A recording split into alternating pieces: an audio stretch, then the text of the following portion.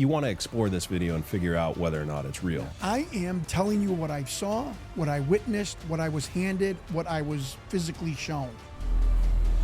I went at this like a true scientist investigator to prove it was fake, and if I found out that it was real, to work backwards. Who I believe 99%, the man who went as Victor is the ufologist. So the last 6 seconds shows 6 alien corpses on World War II era stretchers. And she goes, I just want to tell you something. It's not the DIA that's stealing your emails. It's the NSA. The abbreviation DNI/27. The number 27 is the bombshell. So this was filmed April 22nd, 1991 at 3:15 in the afternoon in a facility run by the Defense Intelligence Agency. The medical staff has chosen more for their ability to keep secrets than their medical knowledge. Not one human being has ever come forward to say, I worked on that alleged hoax, a 3-minute alien interview.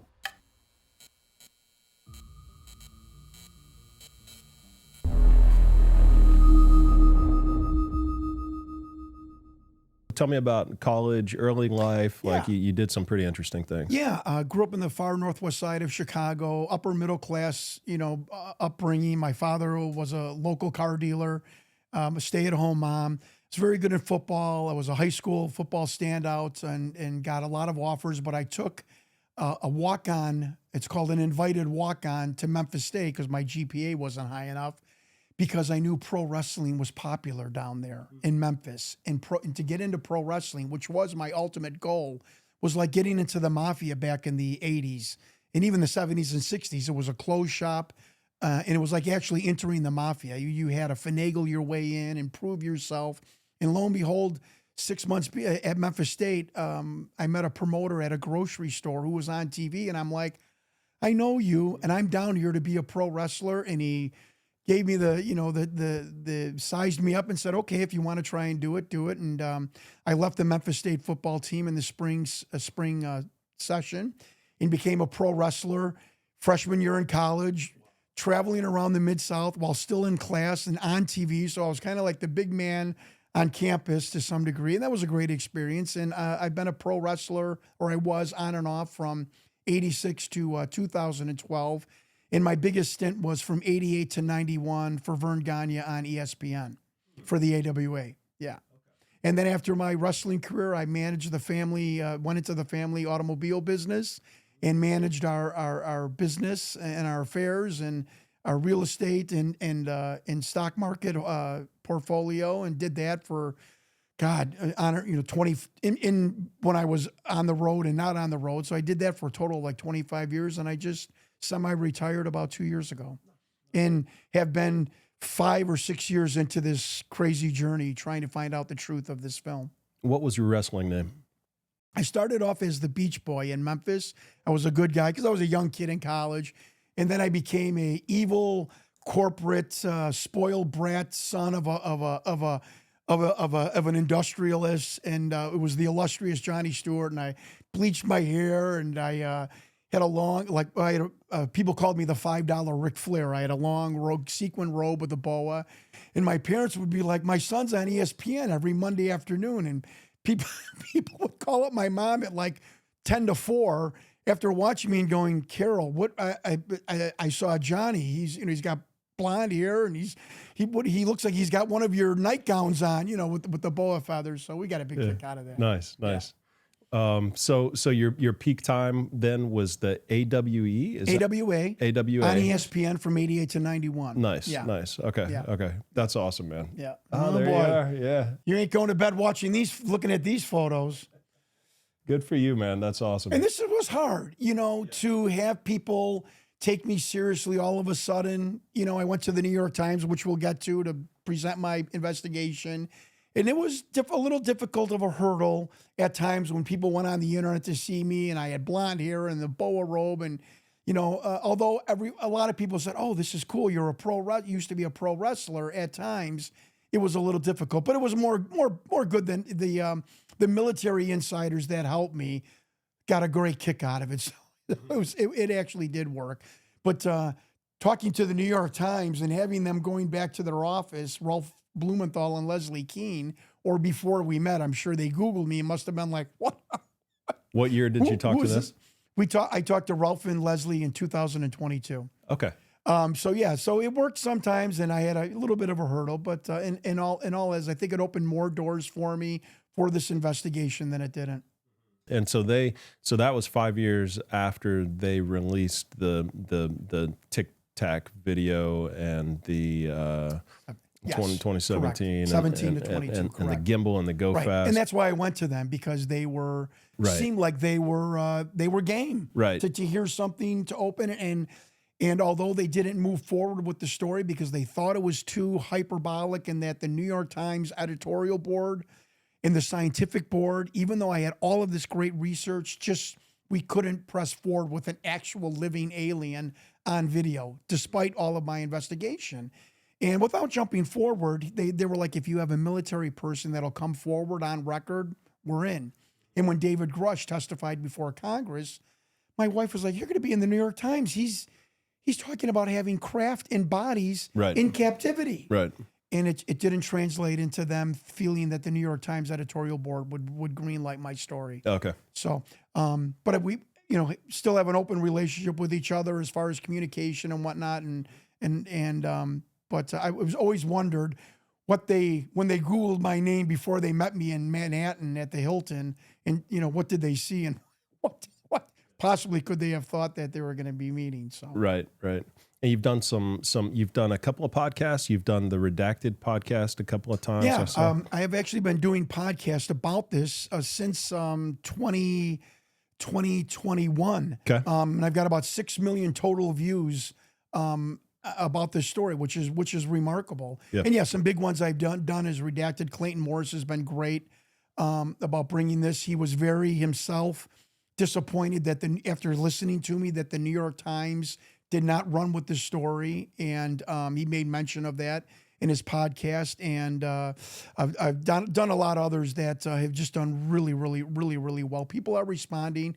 There's skeptics. There's, again, people that are judging me instead of judging the evidence. And judging the evidence, the things that I was shown, like I've said before, is fine. Yeah. I'm just the investigative producer trying to tell people what I have been shown. And I have a self-imposed oath that throughout my entire investigation, I would not be a gatekeeper on information, which is what I do not like about many UFO researchers. They hide and cloister this information. And every time I got some kind of email, whether it was about the alien interview or something else, it was scandalous almost when I got an email about Lockheed having a near replica non-human intelligent spacecraft.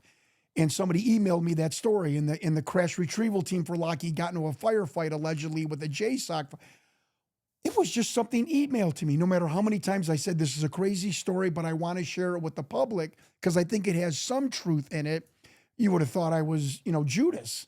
And I don't understand that about the internet. Even though I hold a degree in psychology, I'm emotionally intelligent. There is some kind of a narcissistic, wounded childhood that is permeated in the internet. And I don't mean to go deep down that rabbit hole, but it is my opinion that the treatment of how we are treating each other in the UFO community by having the ability to have anonymous comments and rhetoric, that is pulling us away from the truth. And we need to have something that propels us towards each other. We don't all have to get along, and we don't all have to agree. But this dumpster fire rhetoric that you and I just with Ashton Forbes experienced is crazy, and it's got to stop. And I've been trying to be one of the banner carriers of that, to say, folks, we don't have to all agree. Just absorb the information, digest it, and let's not resort to name calling. But there's something about this topic and the internet itself that triggers some sort of a narcissistic response. And it's the ability of people to be anonymous and get their feelings out. And I understood that from being a professional wrestler. I knew that person was coming to that arena to see me and my colleagues, you know, and to get their frustrations out for the month or the week and go back home. And I understand that, but it's not conducive to pushing the UFO phenomenon disclosure forward. Right. Yeah, people are going to judge. Yep, people are going to label, and they're going to make it about the whistleblower or the person with the knowledge, as opposed to make it about the topic itself. Right. And I like that. Yeah, Thank you. yeah, and that's the And I don't know how to get away from that. I don't know how to get away from that. It's not just a problem in with you. It's not just a problem within the UFO community. It's a problem globally, worldwide, with everybody. It's just everybody judges, everybody labels, everybody's criticizing individuals and people, and it's just it's. So you come to Florida and you get therapy. Yeah. It's just No, a part of that. it's just a part of the human condition right now. Said. But yeah, well said, sir. But so what we're going to do, though, is dive deep into the facts and into the data and into what we know about the video, and try to figure out. What I want to do is try to paint a picture of everything that we know, all of the facts that you have been able to collect, everything that you've been able to analyze, and because you've got a lot of really valid points and reasons why this thing could be real. And if it is real, obviously that's game changing, but I don't think that it's been explored like in a linear fashion from start to finish, you know, with every major point that on any specific one podcast that I've seen. So I want this podcast to be about that. Yeah, I want this to be the most compelling evidence, the most compelling conversation that exists on the internet today about this topic, so that we can really push it. And I'm going to forward. give you the devil's advocate. This is something that many UFO researchers will not do, and I'm honored for you to have me here, and to show my ultimate respect for you is I am also going to give your viewers and listeners the flip side of some of the evidence that why it could be a hoax or a fake, and I hope people respect that. Perfect, Yeah. good. And then in addition to that, there's some new information that you haven't put out onto a podcast yet. Is that right? Well, I don't know specifically. Well, I put everything in my documentary, but there's still a couple of things at the end of my documentary that we didn't shove in that I will certainly talk about. Cool. Yeah. Cool. Yeah. So that's some exclusive surprise Absolutely. potentially for people. Absolutely. So, all right, good. So when did you first come across this video? It's 1997. I'm living downtown, and I say this narrative because of why or how or what happened that captured me. Living downtown, I'm a part-time pro wrestler. I'm an automobile wholesaler. I'm traveling around the country doing that. Part-time pro wrestler on the weekends. I'm running for Illinois State Assembly at the same time.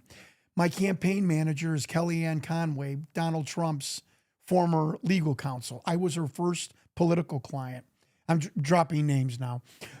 So I'm just saying, I was living this exciting life. I'm dating the woman that I'm married to now, my wife of 25 years, Joanne. My point is, I'm just living this crazy baller type life.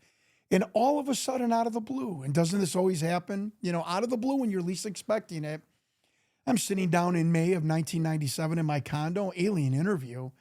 I'm thinking it's going to be a weird looking human at the Pentagon with a clipboard looking for a job interview. I mean, this is how my brain was thinking. And 30 minutes into this documentary, coming off the heels of the alien autopsy, so like everyone else, I'm giving it a skeptical eye.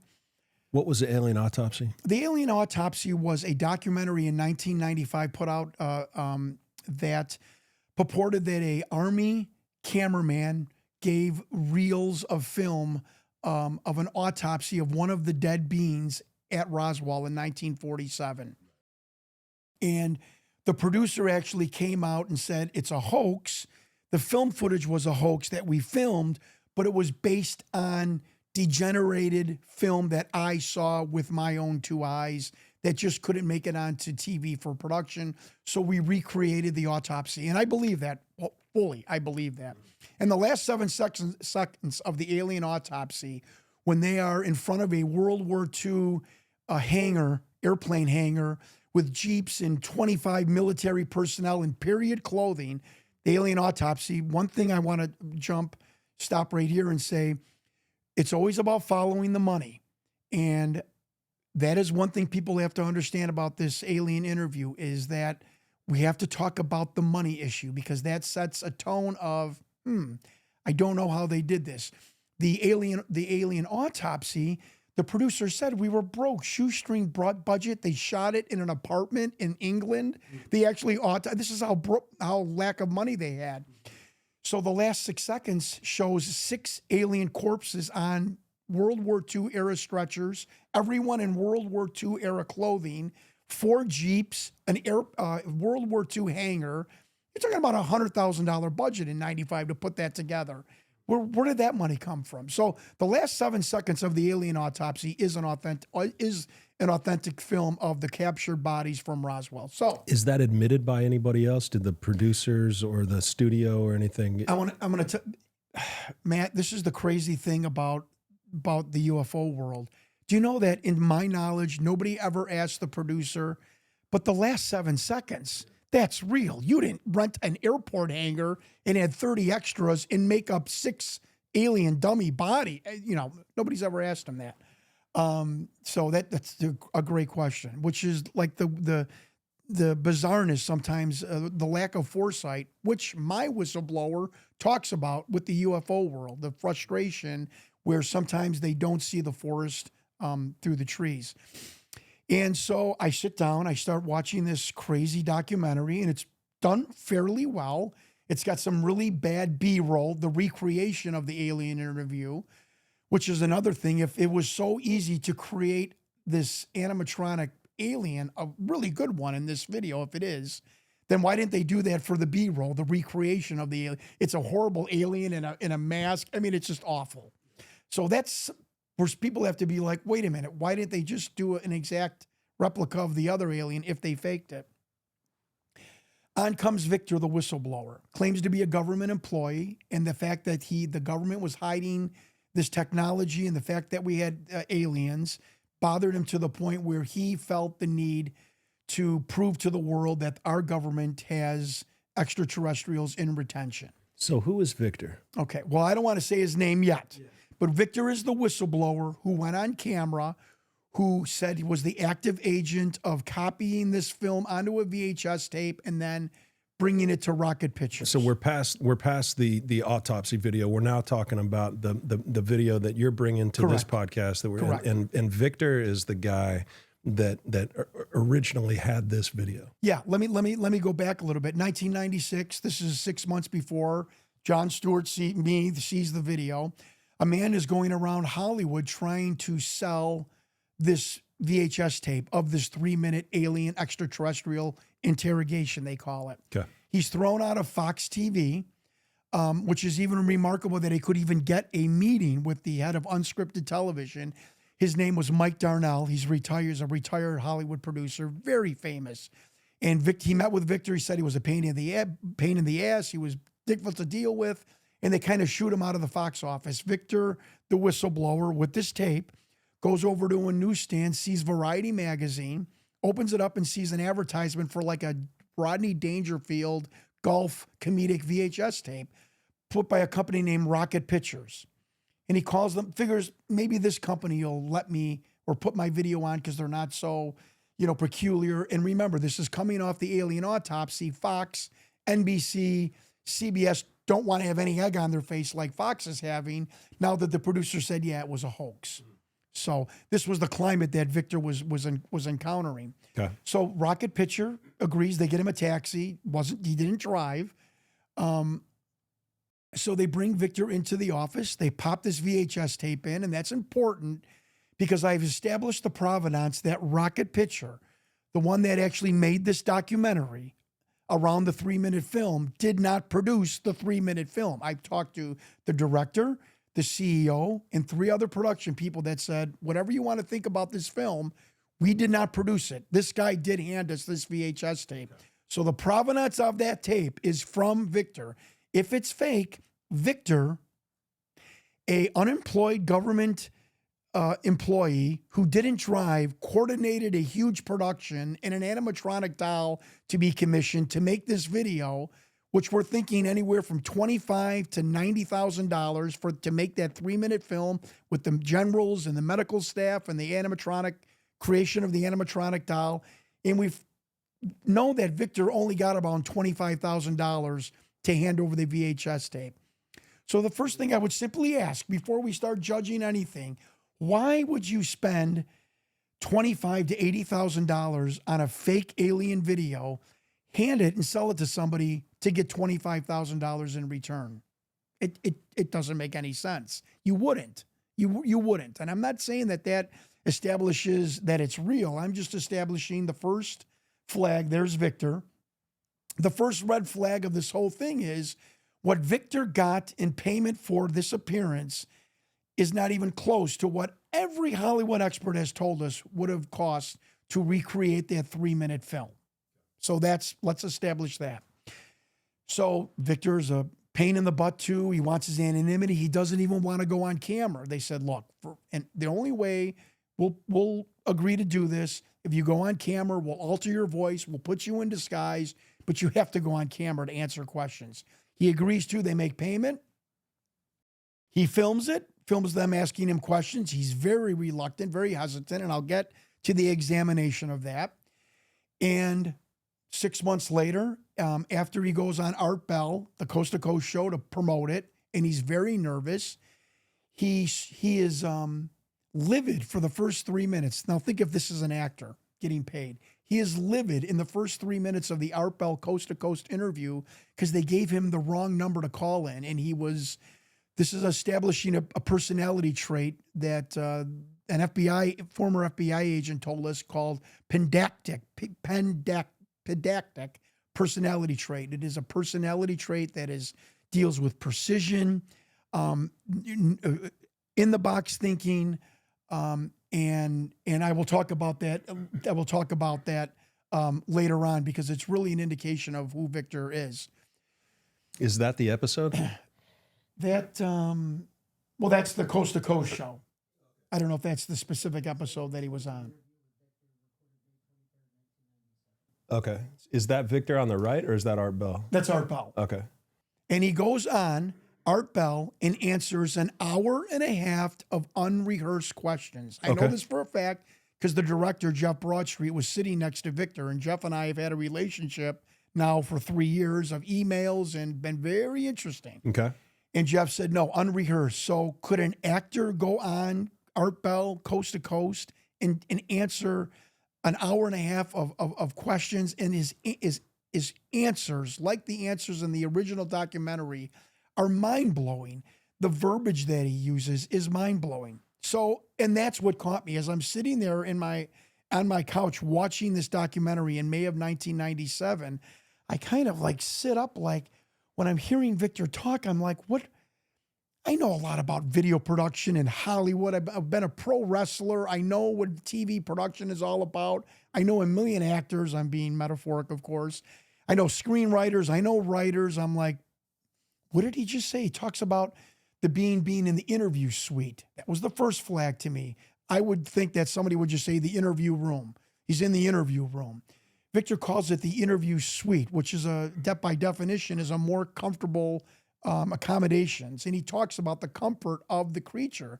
And I had a psychologist tell me that is some form of psychological manifestation, meaning he uses a word and then later on in his speech, he is backing up that word. So Victor calls it the interview suite. Suite is a more comfortable accommodations for a guest. And later on in the conversation, Victor talks about the government's treatment, the comfort of the creature, the comfort of the being. We tried to make the being comfortable. And so he was using a story that backed up a word choice that he used, which a psychologist thought was very interesting, that lent credence to that possibly this might be authentic. Then he goes on to say it was very hard for the being to put any of his technical information into the primitive conceptual framework of a human being. I'm like, a 23-year-old screenwriter in 1996 isn't going to have that primitive conceptual framework. He talks about how human beings right now, how difficult it would be to put calculus into the grunts and screeches of a chimpanzee. A very good metaphor, which I thought was really interesting too. He uses so much scientific language. And one thing, like I told you last night, which I hired 3 people from the Reed School of Lie Detection, Lie Deception, located in Chicago. And the former FBI agent said Victor was reticent, meaning he said in the Art Bell interview and in the documentary, I don't know. I'm not sure. I don't know that for sure. And liars are not reticent. Liars are yes, yes, yes, yes, yes. And just point of fact for anybody out there, always avoid a salesman or a contractor that's always yes, yes, You always want to deal with people that tell you the truth. And the truth is most often, look, I don't know. We'll figure it out. I can't give you that answer.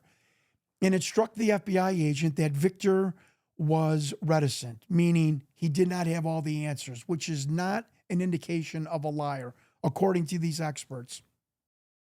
The one Chicago police officer that went to this school, he listened for 2 minutes. He looked at me, he goes, I don't know who this guy is.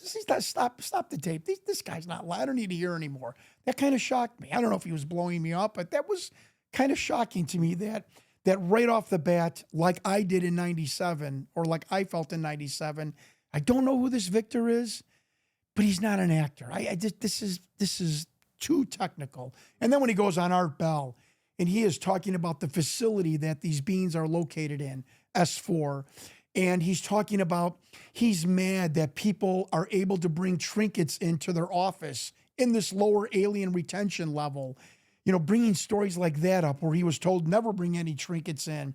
He has a funny story that he doesn't really expand on about how the food was brought down on a aircraft carrier type elevator to the lower level with a UFO on this elevator too. So you have the food cart and a UFO. And I don't know. Like a craft? Like a craft? Like a craft. He said, Wow. what struck me about the food, and I'm imitating his voice, is that, it was brought down. I have a humorous metaphor that it was brought down on a food tray. And when it came down to our level for us to feed, because they did not go up to feed the scientists, next to it was one of the 9 craft that were at the Papoose Lake S4 facility. It just sounded like a really delicate and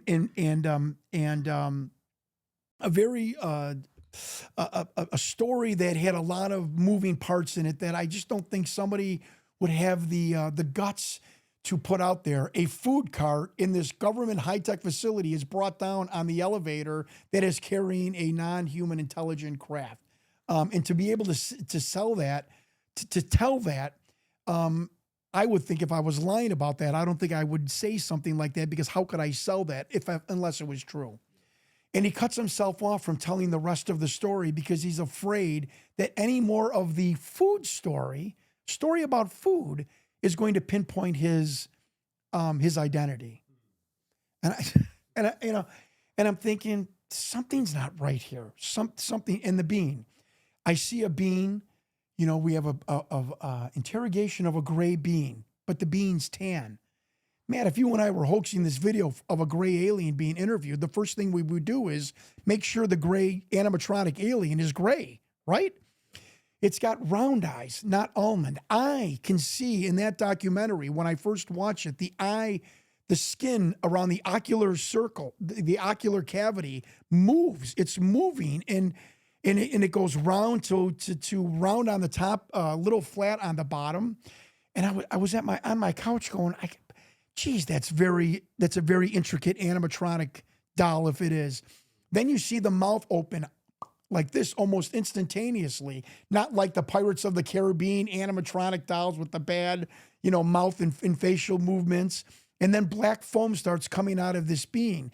And I look at the neck, and the neck is so thin. I'm like, well, how could somebody have their hand up in the chin was so narrow? I'm like, how could a human being fit their hand in that head and then also have a tube with foam coming out? I'm not saying it's not possible. And I hope you respect that. I'm not saying that it's not impossible, but it certainly didn't seem highly likely that that was at least a hand puppet. The documentary interviews special effects people who all say it looks fake, doesn't look fake to me, but whatever. They said that whoever did it could have a job in Hollywood in a second.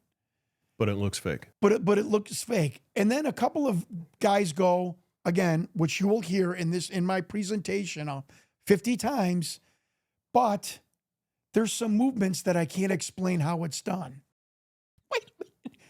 If you're a special effects expert in Hollywood and you can't explain to me how a schlocky video production company made a animatronic alien, why don't you be Spielberg would be hiring them, and you can't tell me how the being, because the being at one point sits up at the same time and moves its head like this. It makes like 5 different motions, and that this special effects person said, not sure how they did that. I'm an automobile dealer. I can tell you if it's why a Toyota is a Toyota. There isn't any ambiguity. So yeah, special effects people will always lean towards things being fake because that's what they do. They create fake things. They're used to looking for that. Like same thing with the Ashton Forbes video where Danny Jones asked a special effects guy from Marvel to look at the video. Of course, he's going to see that it's fake. That's what he does. He creates fake videos. So yeah, you got to take that with a grain of salt for sure. Yeah, and like I told you last night, without any disrespect, these special effects people have huge, enormous egos. And I want to stop here and say something. In 30 years, not one human being has ever come forward from the government, Hollywood, the UFO circles to say, I worked on that alleged hoaxed a 3-minute alien interview. 30 years. The puppet maker, the 2 generals in the back, in the foreshadow where you see their shoulders, the 2 medics, one whose identity I found and talked to his widow. We'll talk about that. Somebody that worked on craft catering, that rented the soundstage, that did the lighting, that did the little physiological box, which we'll get to next. 30 years, a Hollywood fake, allegedly, and no one has come forward to say, yeah, that's me. Right. Oh, come on. That is unheard of in Hollywood. And with 99% of any kind of hoax video that has ever been brought out, even the Patterson Bigfoot film, somebody comes forward at least to say I was part of that hoax. 30 years, no one has come forward. And I will tell people, I'll jump right to the end. What this is, in 6 years of my investigation, I stopped my investigation, well, because I found Victor, in my opinion, but I couldn't find anybody to tell me conclusively why that's fake. I have no problem, and I want your viewers to understand me, I have no problem with people thinking, well, no matter what Jon Stewart said, I still think it's fake. I have no problem with that. But you can't explain to me why no one has come to me to say, oh, do you see the shoulder? Do you see that hump? Well, that's a device you can buy from the animatronic store, and that means it's fake. So, oh, do you see that general? Do you see his face? Oh, he's being repped by CCA, talent agency. His name is, and so it's fake.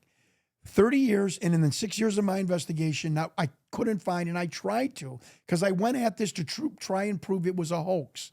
And that's another thing, Matt, you have to understand about me. I went at this like a true scientist investigator to prove it was fake, and if I found out that it was real, to work backwards. That's how you investigate something. Not, I know it's real, and I'm going to prove it's real. You're doing it the wrong way, and I didn't do it that way. And I want to be sure about that I did that way. So Victor, what do we... He only did the 2 documentaries, is that right? He did the Art Bell, and he did the other documentary. Well, he did the 97, and to promote that, he went on Art Bell. Then he comes back to finish our documentary section of this. Mm-hmm. He comes back in 08. Now, wait a minute. I thought this was a hoax. Why is a hoaxer coming back in 08? And what is he doing? He is challenging the UFO community. How dare you not investigate? I challenged you to prove me wrong, prove who I was, prove the video. And he is disgusted by the UFO community that didn't FOIA S4, that didn't do any research. Think about this if you are a hoaxer. The director tells him in the car, well, Victor, many UFO people think it's real. Victor says, that is meaningless to me. They're taking the video on face value. Tell me you think it's real after doing an investigation. Does that sound like a guy that knows that that film is a hoax? That to me on the surface tells me a guy that believes, at least, that alien interview is authentic, to go out and challenge people. And he talks about the possible end of the world in 20 years, which would be 2025. Scary. Perfect. Yeah, perfect. And he talks about the sun bathing the earth in solar cosmic rays. Says that he's dying, which the director told me in Los Angeles a month ago. He didn't believe he was dying at the time, but which is a counterintelligent and undercover technique to throw people off the trail, fake your own death, tell people you're dying, so it's off the trail. Who did he tell he was dying? Victor says it in the camera that they've told me I don't have long to live. And he's coughing, and the director says, yeah, that's it. He said, I don't think that all of his coughs were legit. He's in a rubber mask, that Donald Rumsfeld Halloween mask. This is the documentary. Yeah, the 08. So Victor came back in 2008 and did another documentary interview? Right. Okay. Challenging the UFO community. Yeah. Like, you losers. Yeah. No one's investigated me. Right. You believe it's real. How do you believe it's real? Face value? That's meaningless to me. Go out and prove it's real. If I'm fake, find my identity. If the being is fake, to all the FX world, he said, all these puppet makers, these businessmen, because which is what they are, that's his words, build another alien and show us you can do it if it's so easy, but you haven't done it. Everything is words, words, words. He was infuriated at the special effects community, the UFO community, for just kind of like shrugging their shoulders and either discounting it or believing that it was authentic. And that did not strike me as somebody that felt that film was authentic, because there is an outside chance that somebody from the government handed Victor that film and maybe recreated it to look like it is authentic. So I have to, again, I hope you respect this, tell you the devil's advocate that it might have been a recreation by the government and Victor thought it was real, but nonetheless, Victor comes back and acts completely the antithesis of a hoaxer, a guy that challenges people, find me out, find out who I am, research this video, and you'll know the truth. Did not catch me in particular as somebody that was leading a hoax. But this is like 10 years later. 10 years later. Yeah. And that's very, very important to know that the 97 documentary, 10 years later, because we have provenance that Victor, when I release his identity at the end to you and your viewers, that you'll see that he has 10-year anniversary milestones that he releases information. So that's another little something to reminder. So imagine me in 08, thinking he's coming back. I'm like, this is not what a liar does. This is not what a hoaxer does. You don't challenge your mother or father to prove that I didn't take the cookie out of the cookie jar. You don't do that. You just keep saying, I didn't do it, I didn't do it, I didn't do it. You don't say, well, investigate it. Right. It was remarkable, and it was something that really made me believe that something with Victor is not right. Again, I hope people can appreciate that I wasn't like, oh, he's real. No, but something was not right with all of this information that I've given you. But I wanted to go back very quickly to one little aspect. At the bottom of the 3-minute original alien interview film is the abbreviation DNI/27. This, to me, the number 27, is the bombshell. So Victor tells us DNI stands for Department of Naval Intelligence. This will be familiar to some ufologists because this is the department that Bob Lazar said runs the S4 in the alien reverse engineering program. Now, I will let the production company off the hook. Could it be that they heard Bob Lazar talk about it, so they felt that maybe they should put that in their video? The DNI, Department of Naval Intelligence, which officially doesn't exist. But the number 27, which I will get to at the end, is truly the bombshell that no one could have possibly have known. So, DNI, doesn't exist. You can't Google it. Nobody knows about it in Washington. We've got it on Bob Lazar's pay stub. We have an IRS agent telling us that the federal tax ID number is legit. The EIN number, the employer identification number, is legit and classified. So I want to tell you something. Well, the EIN number is to the right of that. I don't know if we can see it. The IRS told Bob Osler, a researcher, that I have no more information about that. It's a classified EIN number. Now, how the hell could Bob Lazar know a classified EIN number and put it on a pay stub to hoax everybody? Okay, maybe he did meet somebody that works for the DNI at a bar or something and saw a pay stub. I'll give you the devil's advocate. So, get this. It's 1999. I'm married, I moved to the suburbs, and I run for United States Congress. One of my opponents is Mark Kirk, who later became the congressman, a 4-term congressman and a 1-term senator. I drop out of him and I become friends. I drop out of the race. This documentary of mine, by the way, has fractured our friendship. So if you don't think there was any cost to me personally, you're barking up the wrong tree. So I drop out of the race, and we have a bus tour for him at the end of the general election. And because Mark was in the Navy, John McCain comes in to campaign with us. So we're on the bus. John McCain is coming out. And I had an interaction with John McCain that people have warned me not to talk about. So I'm not going to talk about it anymore. So I'm sitting in the back of the bus with Mark Kirk, who was a former naval intelligence officer, still in the reserves at the time in 99. And I said, Mark, can I ask you a question before everybody gets back on the bus? What is the DNI, the Department of Naval Intelligence? And he went, oh, the DNI. Yeah, the DNI. And Matt, my stomach like tightened, and my mouth got dry. I'm like, the hell is going on here? And I'm like, yeah. And he's like, yeah, the DNI. And I'm like, I was about to say something, and people start coming onto the bus, and it fades in reflection. And I said to myself, the hell just happened? This alleged hoax video has abbreviation on it that just made a former naval intelligence officer choke on himself. You should have saw his reaction. And I've had reporters tell me this. Even Leslie Keene of the New York Times, when she heard this story, said, John, as a reporter, investigative reporter, you know when you've hit the third rail. You know when you're onto something. When you ask that mafia hitman, a name from his past, and he tightens up. She goes, we call it the third rail. You're touching a touchy subject. She said, so other investigative journalists have felt that. And Leslie felt that was a really good indication. Again, something's not right here. I just had a future congressman and 1-term senator choke on himself about 3 letters on a fake video. If the video is still fake, I'm here to tell you that the DNI is not fake. And I just wanted to tell you my research into this. So you can't look it up. It's not searchable. I'm on podcasts saying I need help. Can anyone help me with this DNI?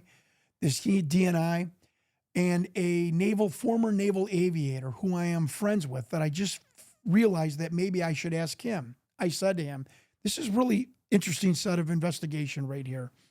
I said, my former naval aviator.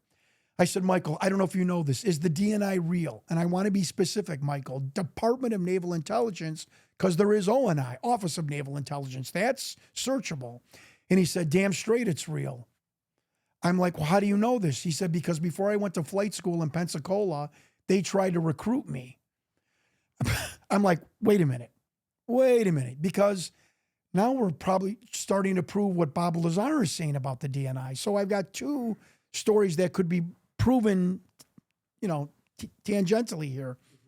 I said, I'm asking you about the Department of Naval Intelligence. He's like, I know what you said.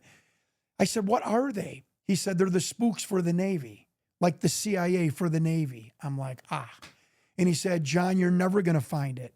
You're never going to find it because it's an agency buried inside the Navy. They don't have letterhead. They don't have a shingle hanging on the wall at the Pentagon, if I'm using a metaphor. You'll never find it. And they tried to recruit me before I went to aviator school in Pensacola. You know, and I'm like, I don't believe this just happened. I'm going to be the guy in the UFO world that proves the DNI is real. Now, this is going to sound like a joke, the start of a joke, but it's not. 2 former CIA officers own a microbrewery. This is not the start of a funny joke. One of them was director level officer for the CIA. His wife was in linguistics. That's all I'll say. And they own a microbrewery. We're in the town that they own it in. My cousins take me over and say, this is my cousin, John. He's working on a documentary about aliens. And the director level guy, the man, the husband, is just looking at me and he's like, we start talking and I'm being very respectful. And I found my opening and director level CIA officer. I want to be clear. I said, is the DNI real? The Department of Naval Intelligence? And he said, yes, yeah, it's real. And he caught himself. And I'm being honest with you, what happened here? He caught himself and I'm like, I was told like it's almost like the CIA arm of the Department of Navy. He's like, that's pretty good way to describe it. He gets up, he goes into his back office for 10 minutes. My cousins and I are looking at each other like, is he making a phone call on me or whatever? So he comes back and I tell him, and I also tell him about my emails being stolen, which I'll get to. And his wife is listening and she was very combative with her aliens are not real and blah, blah, blah. And so he is very strange with me now that he has admitted this very deep secret. So I've got Kirk and now this director level and a Navy aviator all saying the same thing.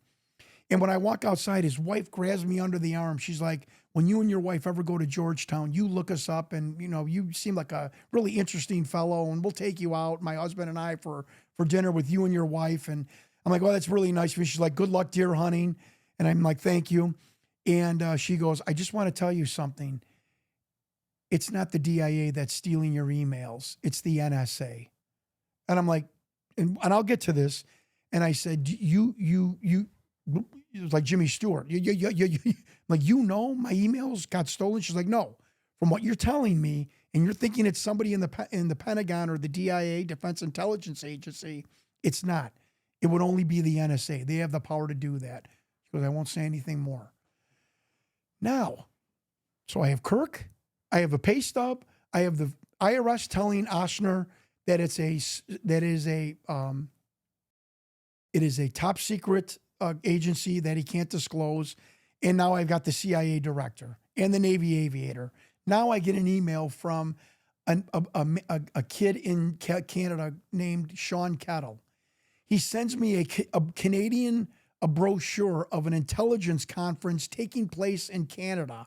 One of the speakers on this intelligence brochure list of speakers is a Prinsloo from the U.S. Department of Naval Intelligence, not Office, Department of Naval Intelligence. I emailed him, he won't email me back. So I have 5 examples now proving at least Bob Lazar's story that the Department of Naval Intelligence is real and they're very clandestine. And I have Victor saying they are the ones that run the program down at this super secret facility south of Area 51. So to start with, we have proven the DNI, at least in fact, in theory, is real. That's big. Big, huge. Yeah.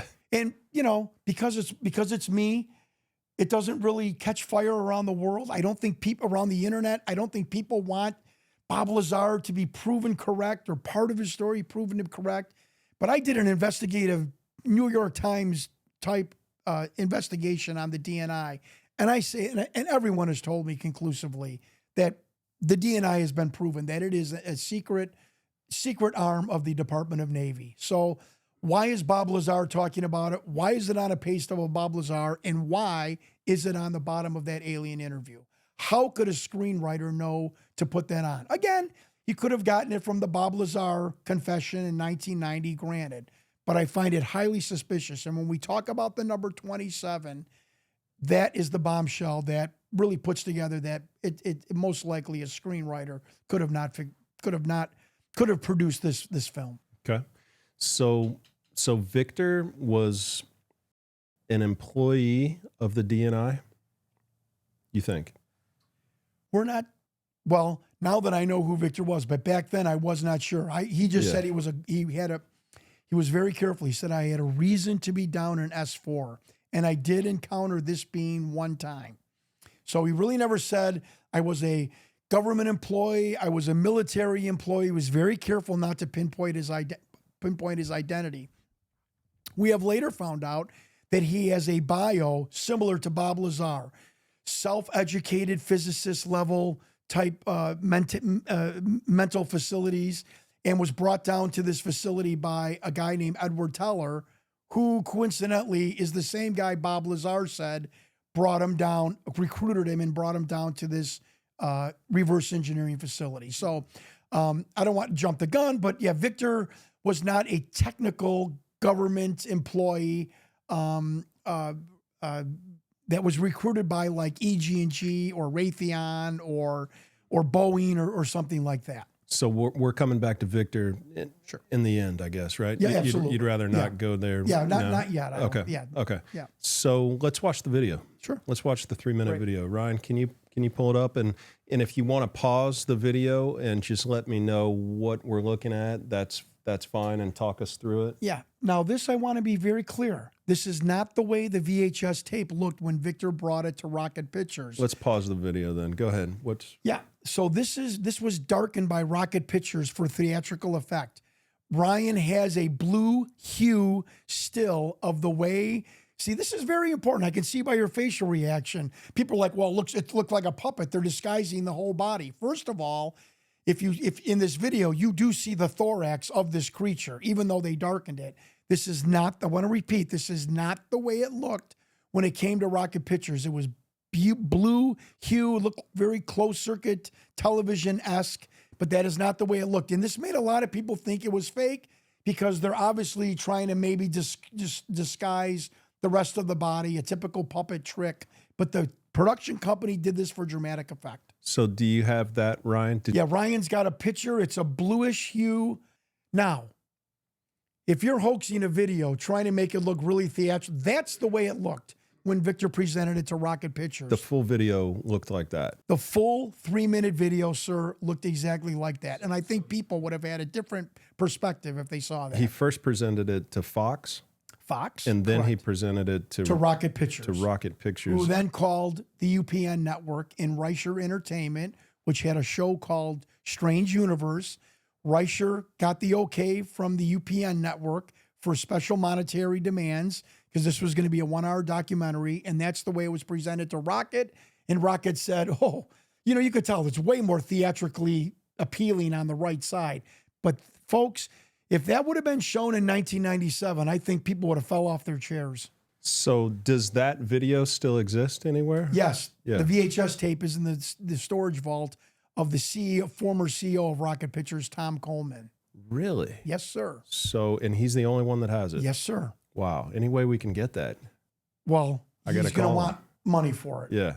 And I've been down the road with him on that. Again, okay. What does he want for it? I don't know, but you get somebody with like Robert Bigelow type money, we can blow up this entire, because certainly we can take that VHS tape, which I told you last night that I did have the film investigated by a person from National Geographic, which maybe we could get to right after this. But you know what, Matt? If the world would have saw that video on the left, that blue hueish video, where it doesn't look like you're trying to hide anything, I think this whole documentary would have had a completely different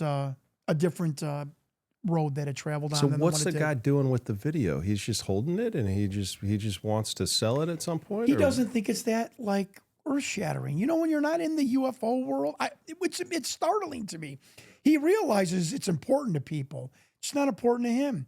Even the director Jeff Broadstreet, who has told me 1,000 times I didn't make the video, but it's not important to him. He's a editor. He's living in Hollywood. It's weird, the perspective. So they darkened it basically. They darkened it to so what you see on the right. Okay, and that's what, which I thought was a mistake. And that's what we've got today. And correct. so, okay. And I'm so glad we put that left picture up. Yeah, me too. But so let's watch it. Yeah. Let's watch it all the way through, and we'll pause and talk. So on the bottom is what's called a owner's signature. That's the DNI, Department of Navy, number 27, which I will get to at the end of our talk. And then you have just the timestamp. I had somebody on the internet tell me most videos you've seen on the internet are a hoax, but there's one video in question that's a head scratcher. Have you ever seen the 1997 alien interview? I said, yes, of course. I'm doing a documentary about it. He said, on the left side is an owner's signature. It's called digital overlay graphics. Very expensive to do. The only people that really did it back in the 60s, 70s, 80s, and 90s were news programs and the government, because it was very time consuming. You had to cut out those letters, put it on the original film, and then recopy the film. Very time consuming. Again, let's go back to the money. There was no money, very little budget to do this. We had to pay Victor. We had to allegedly make this film. Why would you spend $2,000, $3,000, $4,000 to put 3 letters on the bottom of a film that no one can search even back in 1997? Why would you would put CIA or Department of Navy or something? Why an acronym that no one can research and spend $3,000, $4,000 to do that? It doesn't, to me, make sense. And this is in the interview suite number 1, located down on S4. We now know the facility, which I will get to, is called S2 Alpha. That is the facility that is the top ground floor facility of the Alien Housing Containment Center. This is the underground multi-level building that houses any captured, deceased, or living extraterrestrial entity. Let's pause it for a second. So his head's starting to go a little crazy here, yeah, right? He's coughing. So, he's having a respiratory he's coughing. attack. Okay. Victor says that they even though they've eliminated microbial diseases, microbes can still form colonies in the respiratory system. So he's just there's no volume on this tape. No, Victor said he removed the audio track so he would not compromise the individuals in that room. So if any of their family members saw the documentary, they wouldn't say, hey, that's my dad, that's my uncle, that's my grandfather. Because the 2 generals, which you really don't see, they're in the foreground, are talking to each other, and the 2 medics are talking to each other. And then there's a telepath in the room also that is relaying information, allegedly, to the general. We'll see that all in a minute, I guess. We'll see all those people. You won't see the telepath, but you'll see the 2 generals, hopefully, their shoulders. When the being goes in more of a respiratory attack, the one general tells the other general on the right to his right to pick up a phone and call the medics. If you keep rolling it. Okay. What's the green thing? Oh, that's one of the blockbusters. The green physiological monitor. There's one of the generals on the right. He's now calling the medics. Victor says that the medical staff has chosen more for their ability to keep secrets than their medical knowledge. People need to know that when I talk about finding the identity of the one doctor. The doctor on the right, we still not are clear, but we have identified the doctor. You see his head on the left. I know his name, and I've talked to his widow, which we'll get to. Okay. Startling things. And remember what Victor said. The medical staff is less than first rate, chosen more for their ability to keep secrets than their medical knowledge. Well, nobody has any medical knowledge on aliens. And that's what Victor basically says too. Like them ham-handedly trying to care for these creatures, not really knowing anything about their physiology is ridiculous. But folks, I know the identity of the man on the left side, our left, the being's right. So they're just jamming a flashlight into his mouth? People think, well, they're jamming it in his eyes. They are looking for hemorrhaging because the creature was coughing so much. They're looking for hemorrhaging in the ocular and the nasal cavities. And then when the foam started coming out of his mouth, they are looking into his mouth to see, what was being discharged from the creature's mouth.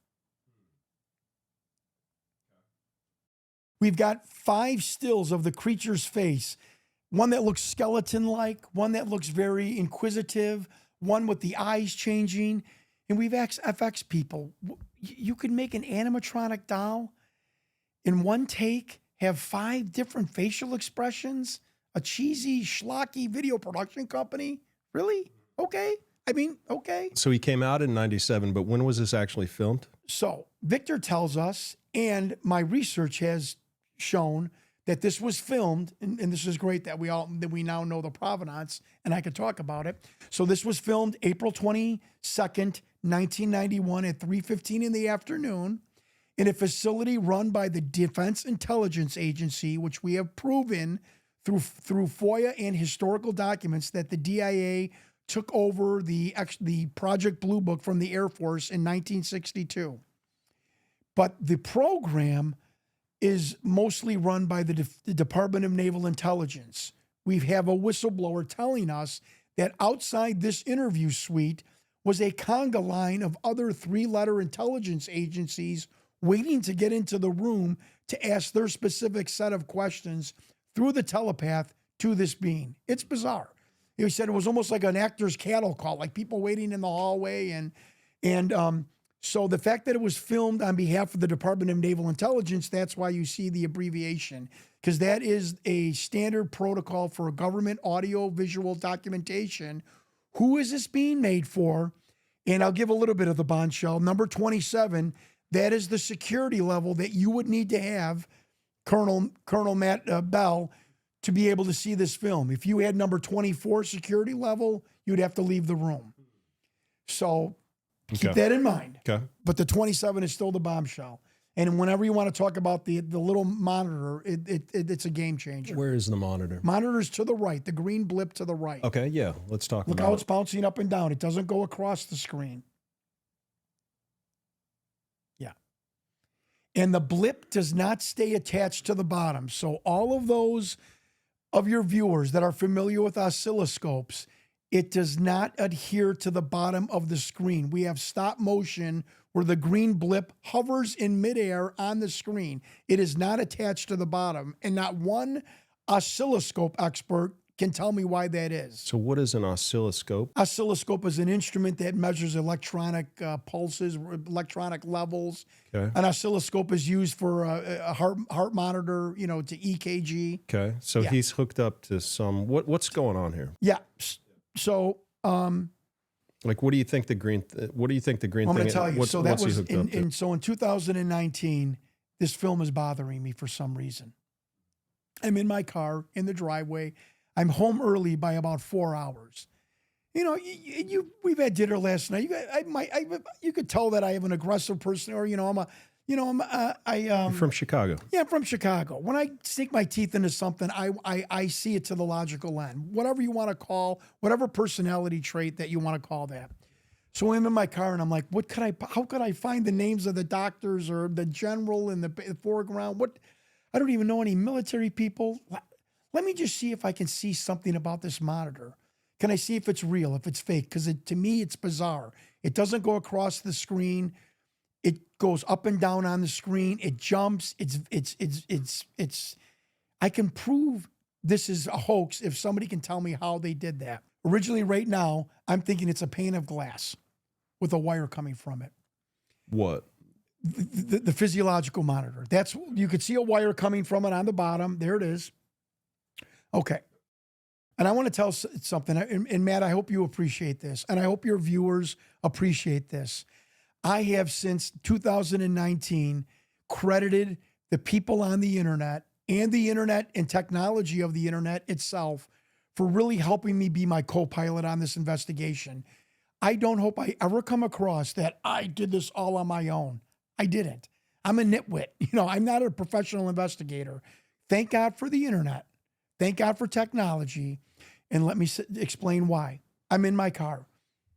Punch in physiological monitors. I find 3 PhD candidates in Sweden that are doing the history of physiological monitors. From like 1890, there was a crude monitor. In seconds, I email one of them, Sven. Femi Tosil, that was his clinic. I said, my name's Jon Stewart. I'm an investigator, which I'm not at this point. Can I send you a clip of a monitor and tell me what you think. These are the experts in the world who just did a PhD level history of physiological monitors in minutes. He writes me back. I've got the email. I showed it on my documentary. Sorry, it's a head scratcher. We have no idea what you're looking at. I'm like, you've never seen this in all of your PhD level history. Never saw it. Go back on the internet, in my car, on my iPhone. Who made physiological monitors in the 90s, right? When Victor said it was made. Hewlett-Packard, Space Labs. Not SpaceX, Space Labs, who made monitors for NASA. I get both of their, folks, this sounds crazy, but thank God for the internet. In minutes, I am emailing and on the phone with Hewlett-Packard and Space Labs physiological monitor research R&D departments. Space Labs says in their email back to me, after seeing this, we're all around the monitor trying to figure out to help you what this is. Space Labs, they made monitors for NASA. I hate to keep saying that. They're all around the computer screen watching my video, and they're going, we don't know what this is. Now, I call Hewlett-Packard. Research and development, Hewlett-Packard. I'm like, hi, I'm a documentarian investigator. I wasn't. You were investigating. Okay. I like to be self-effacing. It helps people not dislike me. I said, is there a researcher, engineer that's been there forever? Maybe he's not real friendly anymore. They've stuck him in the back room. He doesn't talk to many people. The young kid at Hewlett-Packard goes, we have one of those. He goes, hold on. I'm taking my phone, hitting my head like, this is working. Picks up the phone. Hello. Tell he's in his 60s. I'm like, explain the whole thing. And he said, send me the clip. I didn't tell him it was an underground facility. It's an alien. I said, I'm looking at a monitor. We're doing a documentary. I sent it to him. He says, call me back in 5 minutes. I wait 10 minutes. I call him back. I get him on the phone again. He goes, son, I have no idea what you're looking at or what I'm looking at. I have no idea what this is. Level with me. What is this from? I said, allegedly. And I'm like, oh God, this is when the first hang up of my investigation happens. I said, allegedly, this is a monitor monitoring the physiology of an extraterrestrial off-planet being in an underground facility south of Area 51. And I'm waiting for the laughing or hang up. He goes, that's interesting. I'm like, that's interesting.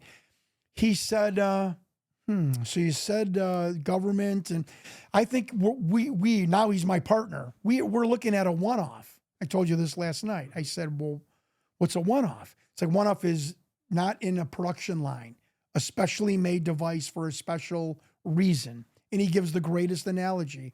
Said if you were a gold prospector in the 1800s, you'd want to make and devise a one-off metal detector to help you find gold. Same principle here. Folks, this is actually said to me. He goes, and if you said that this is attached to an alien, well, they don't have the same physiology we have, obviously. So you'd probably have to make a special physiological monitor to monitor their body because it's not like a human being. I would guess a human physiological monitor wouldn't work. And I'm like, okay, he's not laughing. He's like, and I said, amongst your colleagues. And he told me he was doing this for like 30 plus years. He said, amongst your colleagues, in the past 30 years, at a conference, in a conceptual drawing board, in a conference room, at a physiological monitor research conference, amongst all of NASA and everybody else, have you ever even heard of a concept of this type of monitor where the blip, he had a name for it, and I'm sorry I don't have it, technical name for that blip, why the blip would not go across the screen and would go up and down and stay stationary. And he said, I absolutely have never seen anything like this, and I don't know why that blip would not go across like a regular monitor. He said, but again, according to you, we're not monitoring a human being. I'm like, the PhD, Space Labs, Hewlett Packard don't know what they're looking at. Okay, doesn't mean it's real, right? I hope people can appreciate that. I'm going to finish the story here. If you need any other help, you have my number, you call me. Not, you're nuts and don't ever call me again.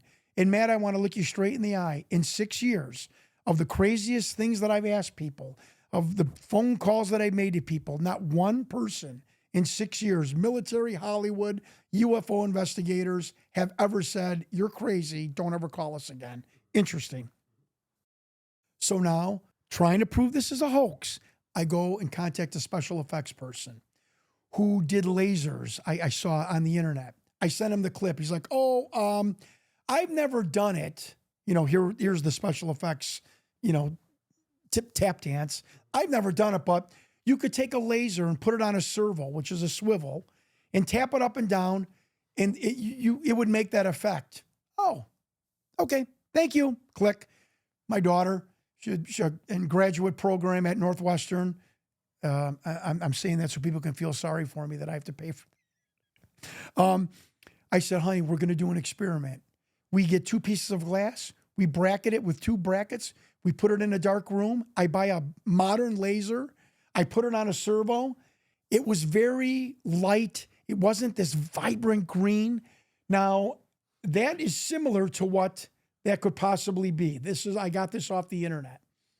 But it was not that vibrant as we did. And what happened was it went through the other side of the glass and bounced off our living room wall, which it did not in the alien interview. So, ladies and gentlemen, now this is great about doing this now because I have all the information. Now, somebody on the internet, thank God for the internet, all my little angels, literally. Mr. Stewart, I think you need to see this video. It's Whitley Strieber. Do you know who Whitley Strieber is? No, I don't think so. Whitley Strieber is the best-selling author in the 90s of the book Communion. He is one of the first people that really described being abducted by a gray aliens.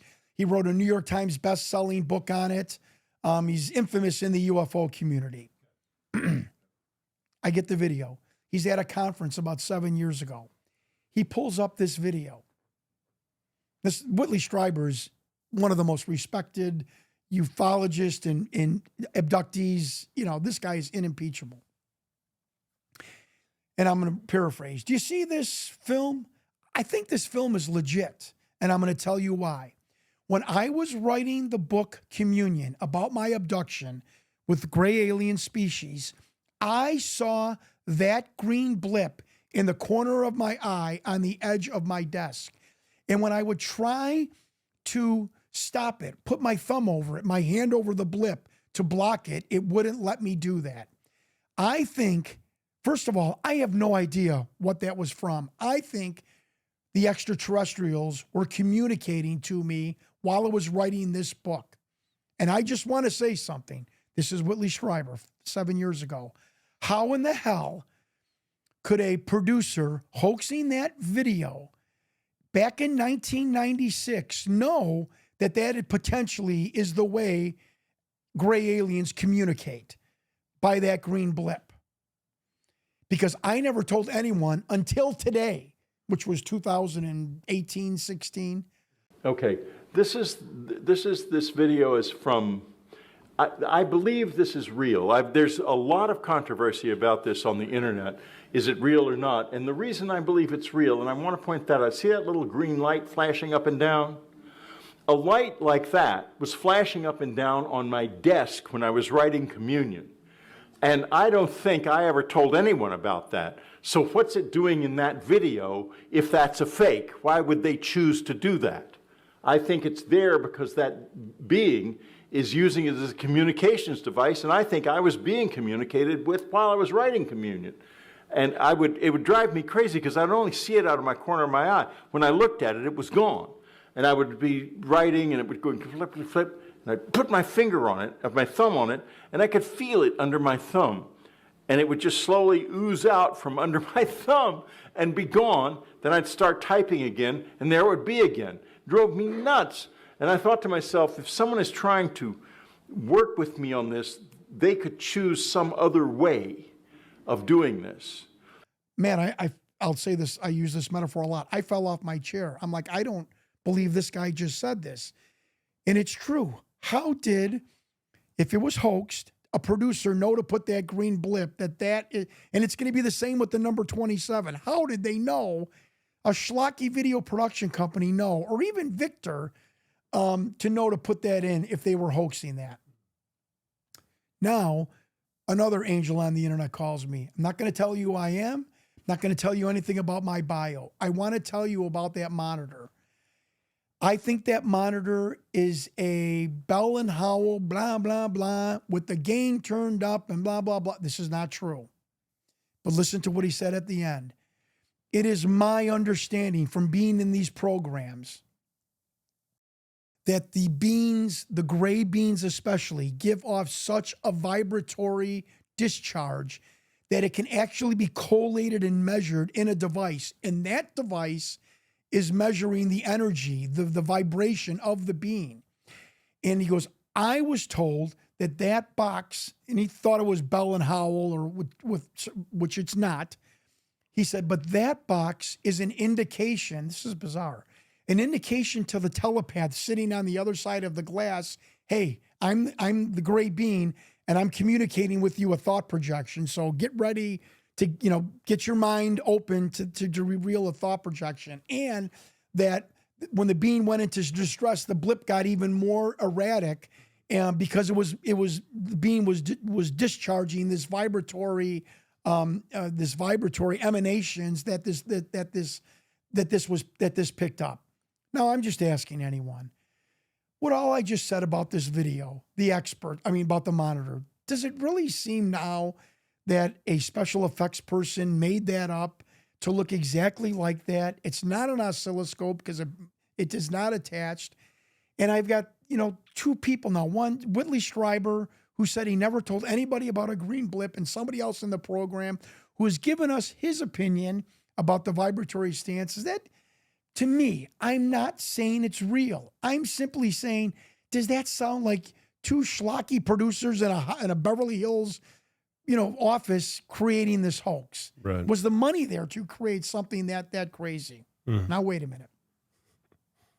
Now I hire Bill Mums from National Geographic. This is the first time my wife wanted to hit me with a frying pan. How much money have you spent on this case? Total $27,000. Okay. Now, about $10,000 to $11,000 of that, because the keyboard warriors are going to start popping on this one, was lost income. You can't waste any time. I know, I'm just saying. But I'm explaining. It's about $10,000 to $11,000 is lost income, meaning I did not show up at a specific time in my own private business, and I know that somebody else was there, and what they made off of that product over the course of 5 years. I'm being light at about $11,000, but all total hard money $27,000. Okay. So I hire Bill Mums, 30-year special effects and video expert analysis. National Geographic hired him to research and hyper-inspect the Patterson-Gimlin Bigfoot film, which he thinks could be real.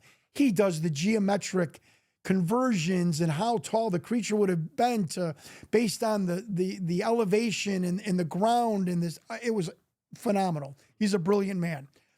Well, to kind of squall the skeptics, I said, who else could I go to?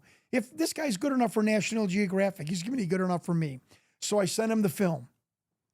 He writes back. And again, hope you can appreciate this. He's like, I personally, just looking at it with that, because I never showed him the blue video. He goes, it could be fake, but there's a problem. And he said, there's a head scratcher. I said, and we're doing this by email. I said, what's the head scratcher?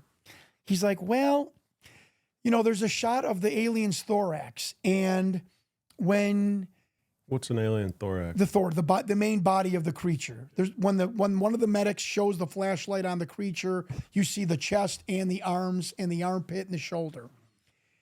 He said, there's a head scratcher here. And I again, second tier video production company.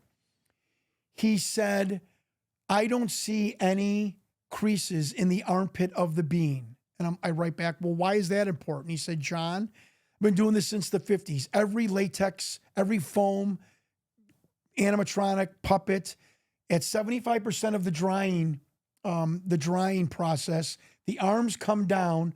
I should have sent you a good picture of the armpit.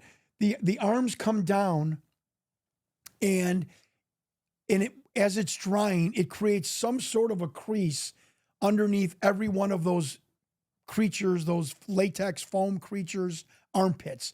A crease, an indentation, and he gave me a bunch of examples. And he said, for the life of me, your being does not have those creases, and I don't know how this happened. And him and I talked about rocket pictures. He's like, rocket pictures wouldn't have the technology to do this. This would be Spielberg-esque. So show me on the real video where there's a lack of a crease. So they're saying it can't be a suit. He's saying he doesn't understand. I hope people appreciate this. He's not saying it's real. He doesn't understand how an animatronic FX expert made that foam alien without the creases in the arm. Right. And the money to do that, if it's even possible, he didn't even know the technique of how to do that, he said would be in Spielberg-esque stratosphere. But if it's foam, it's not moving its head. It's not bobbling its head all the way around, right? I mean, but so it's not, the neck isn't big enough for it to be somebody in a costume. Right. And even on the back of the head, there was one photo that people show kind of the back of the head. There, you don't see any arm. I'm not saying it's not possible, but then it would have to be a hand, a static puppet with a hand in the back of the head, and then we were told 3 to 4 people in the background with animatronic radio-controlled cables moving the skin around the ocular socket, moving the mouth open, and then somebody pumping the black fluid. You're looking at me like, come on. I can't. And somebody pumping black fluid, into the mouth. So you're talking about 4 or 5 guys controlling this being. And that's why we say $60,000, $70,000, $80,000. So where's the black fluid? What's the best shot of the black fluid on this? Well, if we don't have one right here, it's at the end of the video when the medic grabs the gauze. Oh, he might be grabbing the gauze there. And if you bring up the video, you can see black foam. It's not easy on this video. There's definitely is wiping away definitely a black foam. That foam, FOAM. And it is hard to see, but we've had it micro-examined, and there was definitely some kind of black discharge. Okay. That we have proven. And other people that may not agree with some of my analysis have also said, yeah, it's got black discharge, whatever that it may be. From those frames, you're seeing it. That is correct. Okay. Is that the full video then? Yeah, 3-minute video. 3 minute, 10 seconds. And it starts at exactly 4 hours and it goes to 4:3:10? Correct. It was at 3:15 in the afternoon. But why does it start at 4 hours if it was at 3:15 in the afternoon? I have no idea if that's like a Nevada time, or all I know is the DIA report, which we'll get to, says that was filmed at 3:15 in the afternoon. But I think 4 could be the total duration of the video, 4 hours into the video. I don't know. That's a great question. I don't know that. I don't know that is correlating to the actual time that it was filmed, if that makes sense. It's probably a runtime, not a clock time, but still, it's weird that it just starts right at 4 hours. Well, Victor said Victor made an interesting comment. He said there was no reason why he chose this clip, this 3-minute clip, but he did. I think probably because it was a little dramatic that it was coughing. Yeah. If it was there, it was brought in for interviews. Victor says about once every 6 weeks. So if it was sitting there for 4 hours, just kind of like looking at the screen, that's not really showing anyone anything. This is dramatic, which also leads it to the possibility that it could be a hoax, that they happen to show this creature in distress and the medics coming in. Why would you have those medics come in without pressurized suits to really hype up the hoax? It doesn't make sense to me. So who's all in the room? Okay, so I go on a program called Jeff Rent's, one of the oldest podcasters around. And I started getting an email from a person who turns out to be my biggest whistleblower, my biggest leaker. Claims he had contacts with the DIA, who we now know ran the facility, the main facility called S2 Alpha. And we have the FOIA documents proving that there is a facility out at Area 51 south of it called S2 Alpha, which backs up the whistleblowers like Doty, who said that's the alien retention facility. On my birthday, yeah, there it is to the left. On my birthday, and I'm a public figure, but it's a little hard to find my birthday, I get the email of emails, and it says in the memo, the horse's mouth.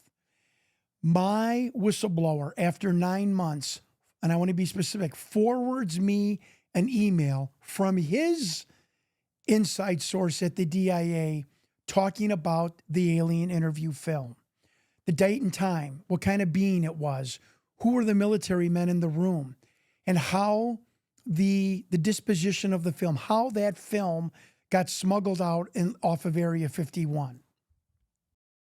And again, the film, according this was a DIA internal investigation memo, retranscribed, so we wouldn't be talking about top secret documents, sent to my leaker, who then forwarded it to me. And so it said that on April 22nd, 1991 at 3:15 in the afternoon is when that video is from, that segment of that video. And it said that it is a haploid, which I found out is a being that only has one chromosome. We are diploids. We have 2 sexual chromosomes. That type of being was described as a haploid, only 1 sexual chromosome. And it described the men in the room. It gave me the names of the men in the room. I was shaking because there was a familiarity to this video, allegedly. So I start going down the list, and the first person that I really start to investigate, it says is a Dr. Craig McPherson. I go on Google, Dr. Craig McPherson. I see a guy from Connecticut, bald, with his medical lab coat on, Dr. Craig McPherson, cardiologist, pulmonologist. Remember the being is coughing. I'm calling his office, kind of stalking him almost. They're kind of suspecting that something's wrong, but he's the wrong Craig McPherson. An internet person writes me and says, I think you got the wrong guy. I think it's this guy. And we have now come to find out that one of the men in that room, allegedly, according to the DIA, was Dr. Craig McPherson, a scientist at Area 51 that Linda Moulton Howell interviewed, and he admitted that he was a scientist at Area 51 and he worked in reverse engineering. But he did not admit any contact with extraterrestrial beings. Well, of course, I wouldn't either. So I go down. So I find this interesting. Is he still alive? He died. And Linda Moulton Howell interviewed him for like 3 hours. There's a 5-page interview on the internet. I think I sent it to Ryan. Very interesting. So at least one person on the list is an obscure person in this program. Okay. So the next person on the list. Was he one of the medics in the? No, he was. Well, we don't think so. I don't think he was a scientist. He was not a doctor, a medical doctor. The next person on the list is Rear Admiral Schaefer. I Googled him. He is the Joint Chiefs Liaison for Intelligence to Colin Powell. This is important because this will relate to 27. He died. His widow right now lives in Palm Coast, Florida.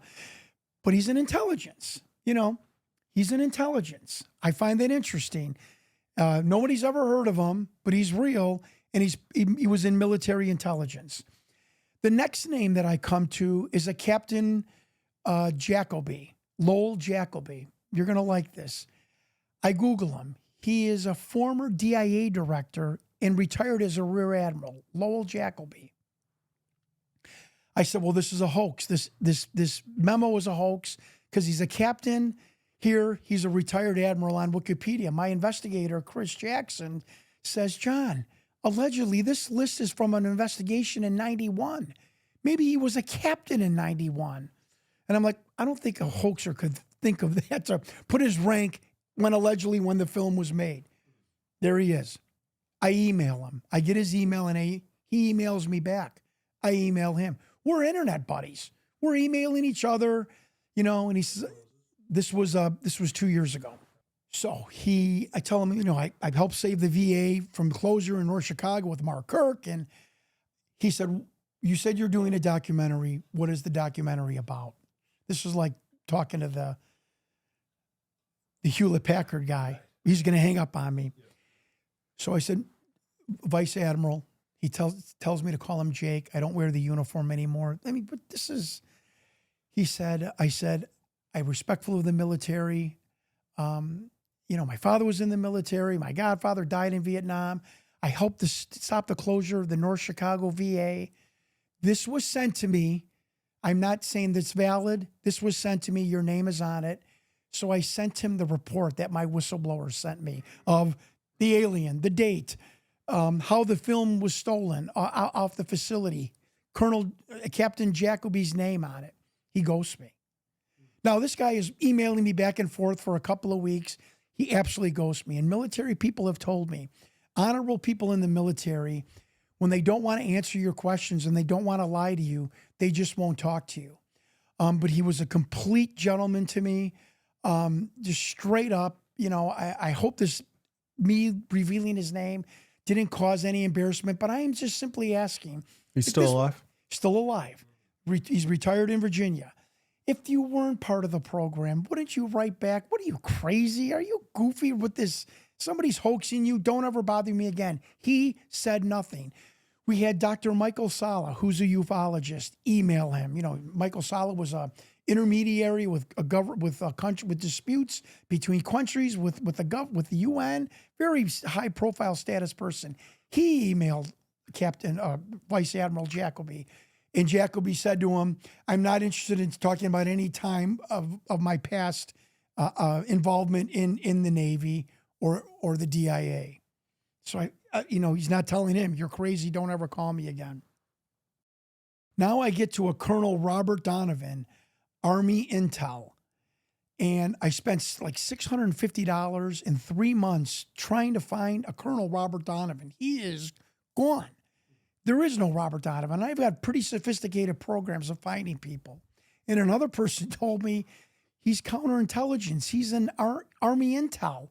You're never going to find him. In the words of A Few Good Men, there is no Colonel Robert Donovan. Robert Donovan's gone.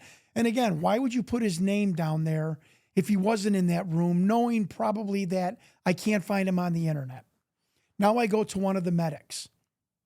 This was the big reveal on the internet. Everybody was waiting for me to reveal one of the medics, one of the doctor's name. The doctor on the alien's right, our left. His name was Dr. Wilford Webb Wilson. He died in 2014 in Watsonville, California. Medical doctor for 50 years. There is nothing on him on the internet.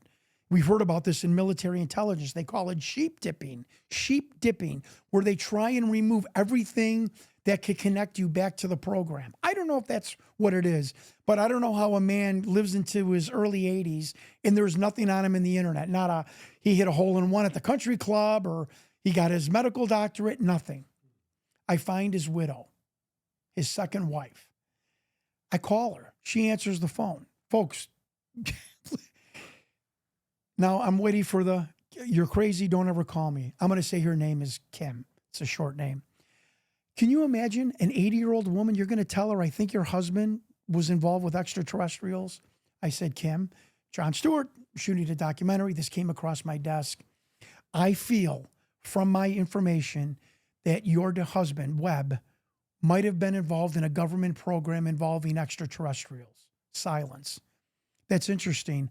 A light bulb is going off over my head. This is the woman, the 80-year-old widow. I said, "Can you explain that?" She's like, "John, Webb and I had a bone of contention in our marriage between each other. And the fact that he would never talk about his experience in the U.S. Army Medical Corps." I didn't say he was in the Army Medical Corps. It said that on the memo that I got. I just said he was a doctor.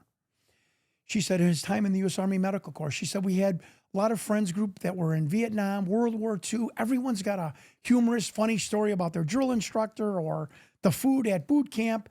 Webb never, she used his nickname, Webb never, ever, ever talked about any of his time in the U.S.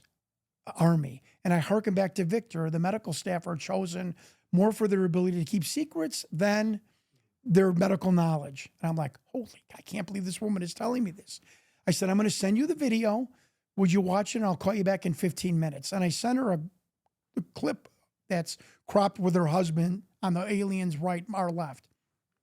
I call her back. She's, John, I'm not 1,000% sure, but I am almost 100% positive that's Webb on the left, where you could see his face, the bridge of his nose, his eyes. She said he looked like a character actor from the 1950s sitcom, The Honeymooners. She goes, there's an episode where a police officer comes to Jackie Gleason's door, Ralph Cramden, asks him for a donation. She goes, my husband looked exactly like this actor. And he was later in some 60s, police detective shows on TV. And she said, I really want to thank you because you're solving a family secret. I mean, can you imagine? I'm on the other line. I'm like, I don't believe this. She's like, you're solving a family secret. I now understand why my husband never said anything about his time in the U.S. Army. She said, you lived in Chicago. My daughter lives in the south suburbs. I'm going to give you her name and number.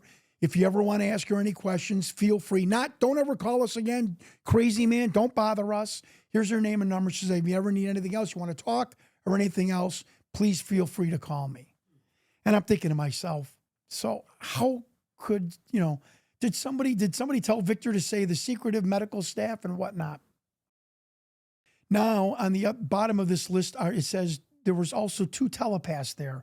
They were Carthusian monks from the Charterhouse Transformational Monastery in Mount Equinox, Vermont. Before we get to that, can we talk about the whistleblower, the person that gave you this information about all the people that were in the room?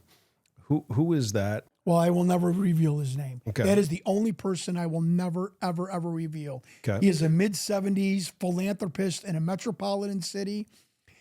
I will show you his photo after we're done, not on camera. He's on the red carpet with his elderly wife. Not a guy that looks like he's hoaxing a car dealer from Chicago. He was a man that caught me on Jeff Rent's program, and he had a contact inside the DIA. I think he had knowledge of these programs too, but he is contacting the DIA, formulated, retranscribed this list, sent it to him, and then he sent it to me. So he got this list through the from DIA. A colleague who was either in the DIA or knew someone else in the DIA who runs the extraterrestrial facility. Yes. Okay. And that's where the list came. This was retranscribed off of what was called an unauthorized viewing. The DIA didn't call it a theft of a film or a theft. They called it an unauthorized viewing, meaning us, America or whoever, saw this film, which we were not supposed to see this film. And I just found that strange too. That wording didn't seem like a hoax type of language. Like somebody would say theft of, documentation. They called it an unauthorized viewing, which I thought was strange. And it also says in another email that the mastermind was a man named Joseph Yeager. He conspired with the cameraman, because that's what we were told, that the cameraman took the film to the Groom Lake Photo Lab, made 2 copies. The one copy he put in a burn bag in a GSA-approved vault, and that burn bag was then smuggled off, obviously in a less conspicuous thing, a burn bag. Who's going to look in that? That burn bag was then smuggled off of Area 51, brought to Las Vegas, where Joseph Yeager, who I looked for 9 months, called a bunch of families that were contacted with Joseph Yeager, who are not the Joseph Yeager families. But I finally found my guy after 9 months. Joseph Yeager was a former State Department employee. He was also an employee with the DIA, so says the DIA in their memo. And he was very disgruntled. And he lived and died in Oceanside, California, which is near San Diego. He died in 1999. We have a photo of him. But he was one of the masterminds that worked to release documentation from this facility. And I believe that, obviously, that he conspired with Victor to then sell it to Rocket Pictures. And it says, there he is, Joseph Yeager. When you talk about the next 10 years of ufology, this man is going to be forefront. There he is on CIA documents with the State Department. and his name came up in the DIA memo. He was the mastermind that got the group together. And Bob Lazar said that the security down at S4, S2 was draconian.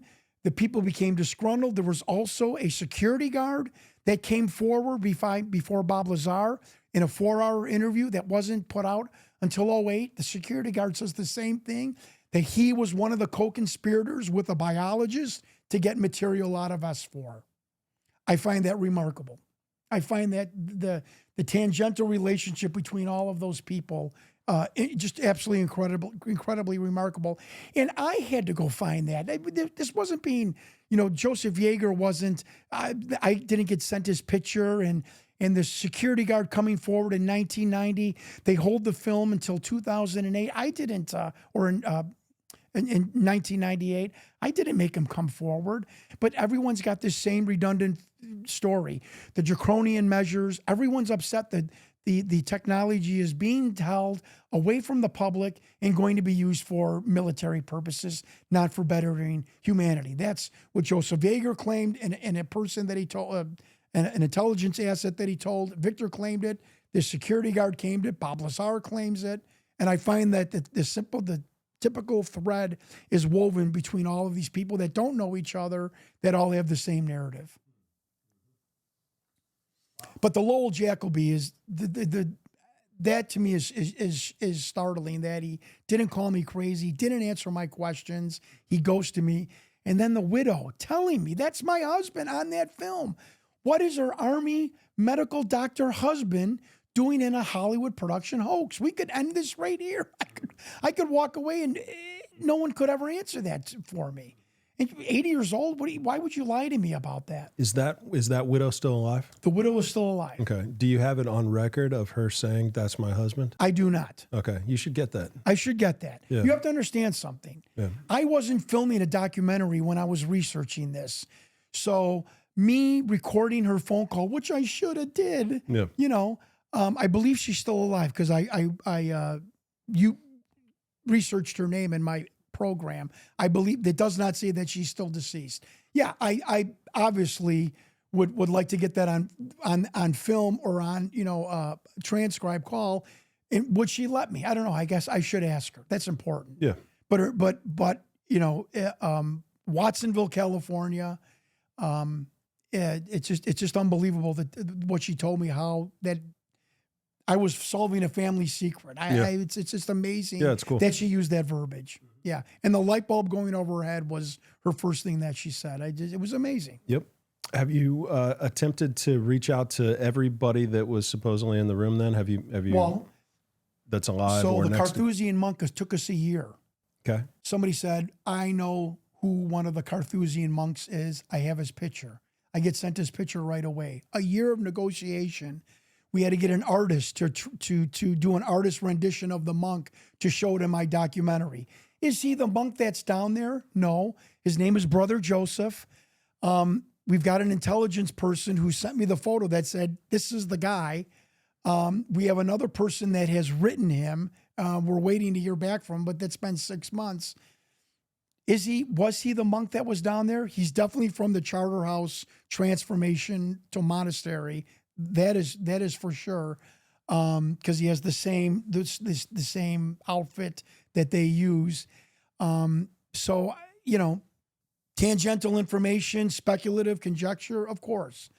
But we did a year of negotiation to finally be able to just to show his artist rendition photo. Okay. I think I sent Ryan. Okay. So is that everybody that was named then? That's everybody that was named, including Joseph Yeager. Yes. Yes, that's correct. Okay. So then you want to go back to Victor maybe? Yeah. So it's about 9 months ago, and I'm watching a Linda Moulton Howe, famous ufologist, documentary about when Ronald Reagan was briefed about extraterrestrials in 1980 at Camp David. But on the documents, I keep seeing 27, 27, 27. And I'm like, wait a minute, it's 27 on the bottom of the alien interview film. So I called Rick Doty. He's my military, nomenclature guy and coding. And I said, Rick, what is is there something to do with 27? He said, well, possibly. What's the context? I said, well, it was on the Ronald Reagan briefing memos, and it's on the bottom of the alien interview film. And Rick Doty said, oh, I didn't know it was on the bottom of the alien interview film. I didn't notice that. He hasn't watched it in years. I said, what is 27? He said, 27 is the security designation Yankee White. I'm like, layman's terms? He's like, John, Yankee White is access to the president. So if you see 27 or higher, you have access to the president. If that's on a film or documentation and you don't have that security clearance, you can't view that or watch that. You have to leave the room. I said, you know that one of the names on that DIA memo, because I told him I got the DIA memo, was Rear Admiral Ned Schaefer, who was Colin Powell's liaison for intelligence. And Rick Doty said, well, he definitely would have been in the Oval Office with Colin Powell briefing George Bush, handing documents under some kind of, military matter that inquired an intelligence briefing. And Rick said, that's most likely the 27 was put on that film because George Bush was going to be briefed about that either via Colin Powell or Rear Admiral Ned Schaefer. And I am simply asking everyone, could a 23-year-old Hollywood writer, production company in 1996 know that DNI, Department of Naval Intelligence, exists, put it on there, and then put the number 27, which is the security level you would need to observe this actual extraterrestrial film? I find that remarkable that somebody could have just whipped that out of the air. I'm sorry. I think that's a bombshell that can't be ignored. There are no coincidences, in my opinion, in life. And the DNI 27, I think, proves that someone from Hollywood didn't do it. Now, my bombshell is, Bill Mums tells me, the National Geographic guy, definitely 16 millimeter. The DIA memo, 16 millimeter. I believe there are two conclusions before I get into Victor. And I hope people will appreciate this. I don't know if that's real, if that being is authentic. But because of the coding, because of the DNI, because of putting two military people in the foreshadow would be wasting money to hire actors to do that. Because of the woman and the doctor, I have two conclusions. I think 85% that is an authentic extraterrestrial video of an authentic interrogation. And 15% of me, because of the 16 millimeter film used by the government, I think there is an outside chance that this was part of some PSYOP desensitization program by the military, which we have proven and know that they have done. Dr. Stephen Greer talks about this at length. They call it the magic program. Doty's involved in some of that, right? Who is? Doty. And absolutely Doty too. But I want to be clear, I went to Doty. Doty did not approach me. And Doty said to me, by the way, thank you for mentioning that, I don't know much about the film. I know Project Aquarius, the umbrella project that runs the interrogation and retention. I know that's real because I was briefed on it because I was the counterintelligence agent for S2 and S4. So I know it's real. But he said, I was never down there on the 4th level. I never saw it being face-to-face. Remarkable that a counterintelligence agent person would say that to me.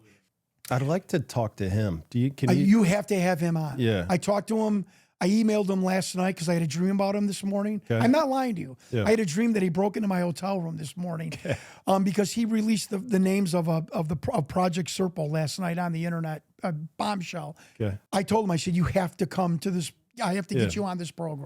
Good. You'll like him. Yeah, good. Nice, interesting guy. We'll connect after. Yeah.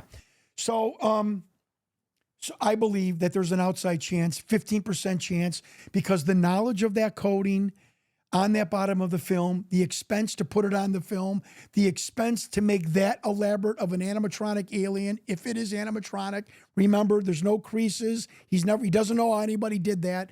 That might have been done by the United States government in their PSYOP program, giving it to Victor and put out to the public to see what happens. What's the reaction? I absolutely believe 15%, and I hope people can appreciate my candor that is a distinct possibility. Because, Matt, I don't have the alien puppet, and I don't have the being in formaldehyde. We will never know for 100% if that video is real. Are those the only two possibilities? Well, the third possibility, 1%, is that a production company did that. Yeah. And I did not see the money to make sense to do that. Why would you do that if there wasn't a monetary benefit? It doesn't make sense to me. Now, I've had an FX person say, well, I could have done that in my garage for $8,000. Okay, we've had a majority of FX people, professionals with, big studio houses, tell us 35.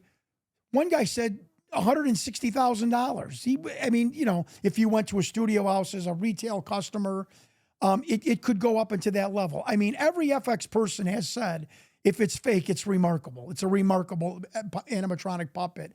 And the one guy's saying static head with the hand in the back of the head, which we have a picture that there's nobody standing back there, and 3 or 4 people working the remote control around the mouth and the eye socket. And we're having a hard time finding, in 1996, an animatronic puppet in a movie in real time.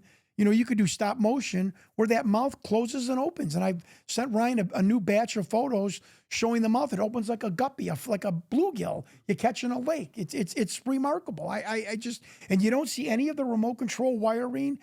Matt, why would you spend $3,000-$4,000 to put remote controls over the eyes and move the skin so slightly that only a hyper examination 20 years later would reveal that? I just don't think you would do that. Right. Yeah. So, no, it's super compelling. There's a lot of reasons why it could very well be real, for sure. So back to the Victor guy. So who is he? So this is great. The internet. God bless you people. I mean that. When I leave, know that I'm being sincere. God bless the internet. Yeah. Somebody sends me a text. There's a person on Reddit that highlighted Victor's face on the documentary. Wait, what? Because Victor was silhouetted. I go on Reddit. There's Victor with a beard, sunglasses, but you can see no upper lip, like fetal alcohol syndrome upper lip. He looks like a pro wrestler. There it is. And we even have a lighter picture than that, named Arn Anderson, with the beard, the 80s beard, the hair. So I said to myself, the director, I paid the director. He told me the first name, Stanton, but don't call him Stan, like a code, like Stan. It's late at night. Matt, you talk about God, serendipity, coincidences. It's 3:00 in the morning. A old YouTube documentary is on by itself, autoplay on YouTube, called Cosmic Conspiracy. I'm kind of in and out groggy. All of a sudden, a guy with a 3-piece suit like Victor goes to open a motel room door. He turns around. It's Victor. It's Arn Anderson with the beard, the suit, the striped tie. I nearly froze to death. I said, I can't believe this is the guy I've been looking for, the no upper lip. I go to the end of the video to see who was this documentary interview person.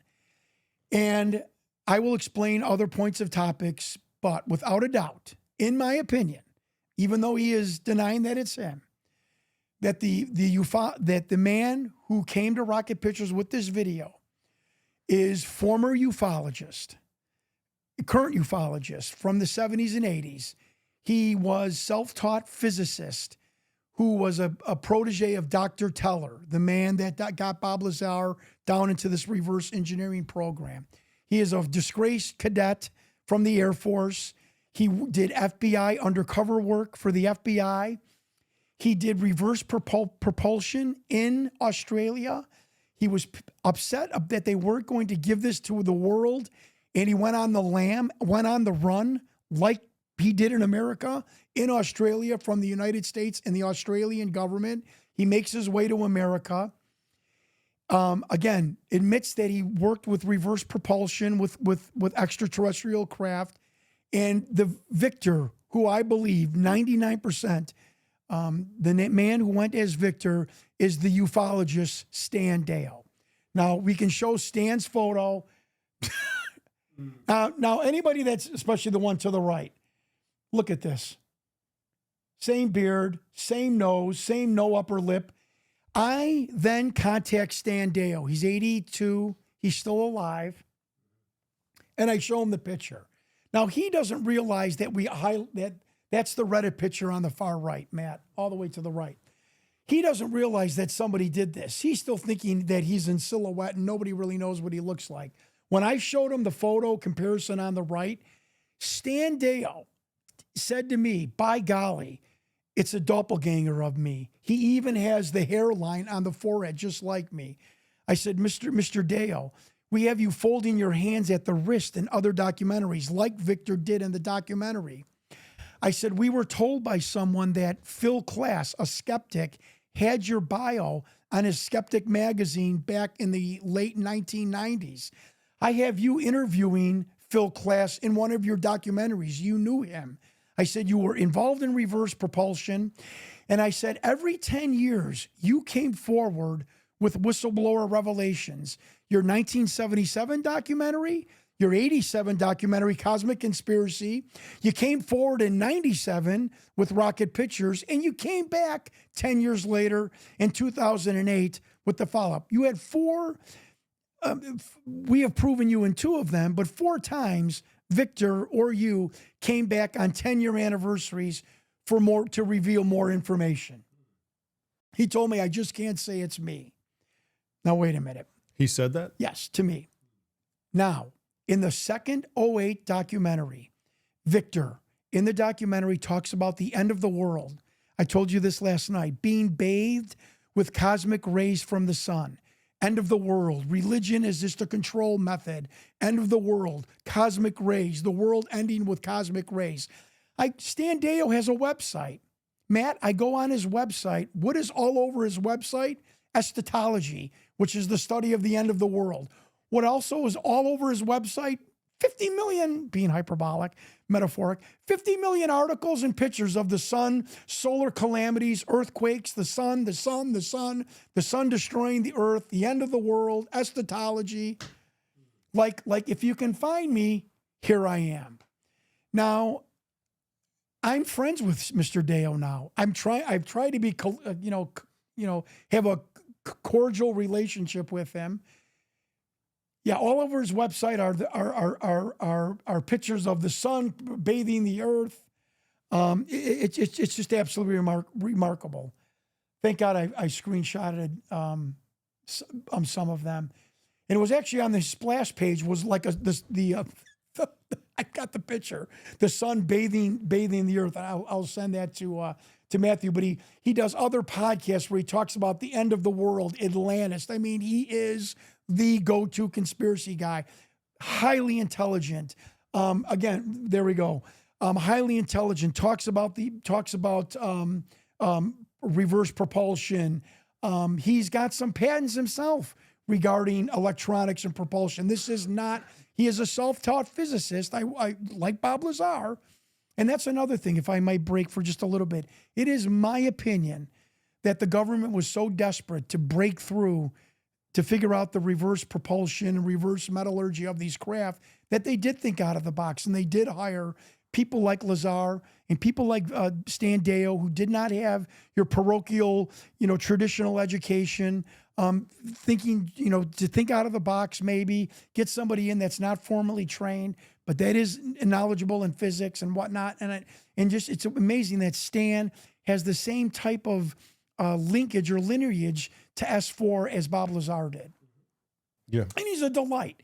He's a nice man. We've been on podcasts together.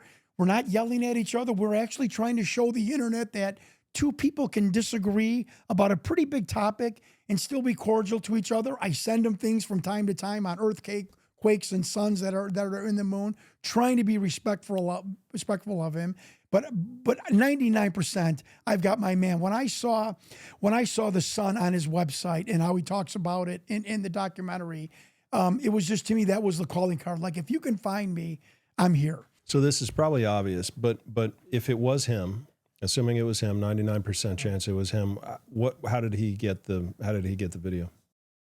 Well, the fact that he admits that Edward Teller got him down into S4 and work on reverse propulsion, he had to have made contacts there. He was disgruntled. He doesn't agree that the military or the government should hide this information. And I believe that he is part of the cabal with Joseph Yeager. I can't find Yeager and his link just yet, but he must have met Yeager down there. I believe in my heart that he knew that security guard, that he might have known the biologist. He knew the cabal. And he knew Wendell Stevens and Robert Dean, who are famous ufologists who are both dead. And they ended up, according to the DIA, with this film.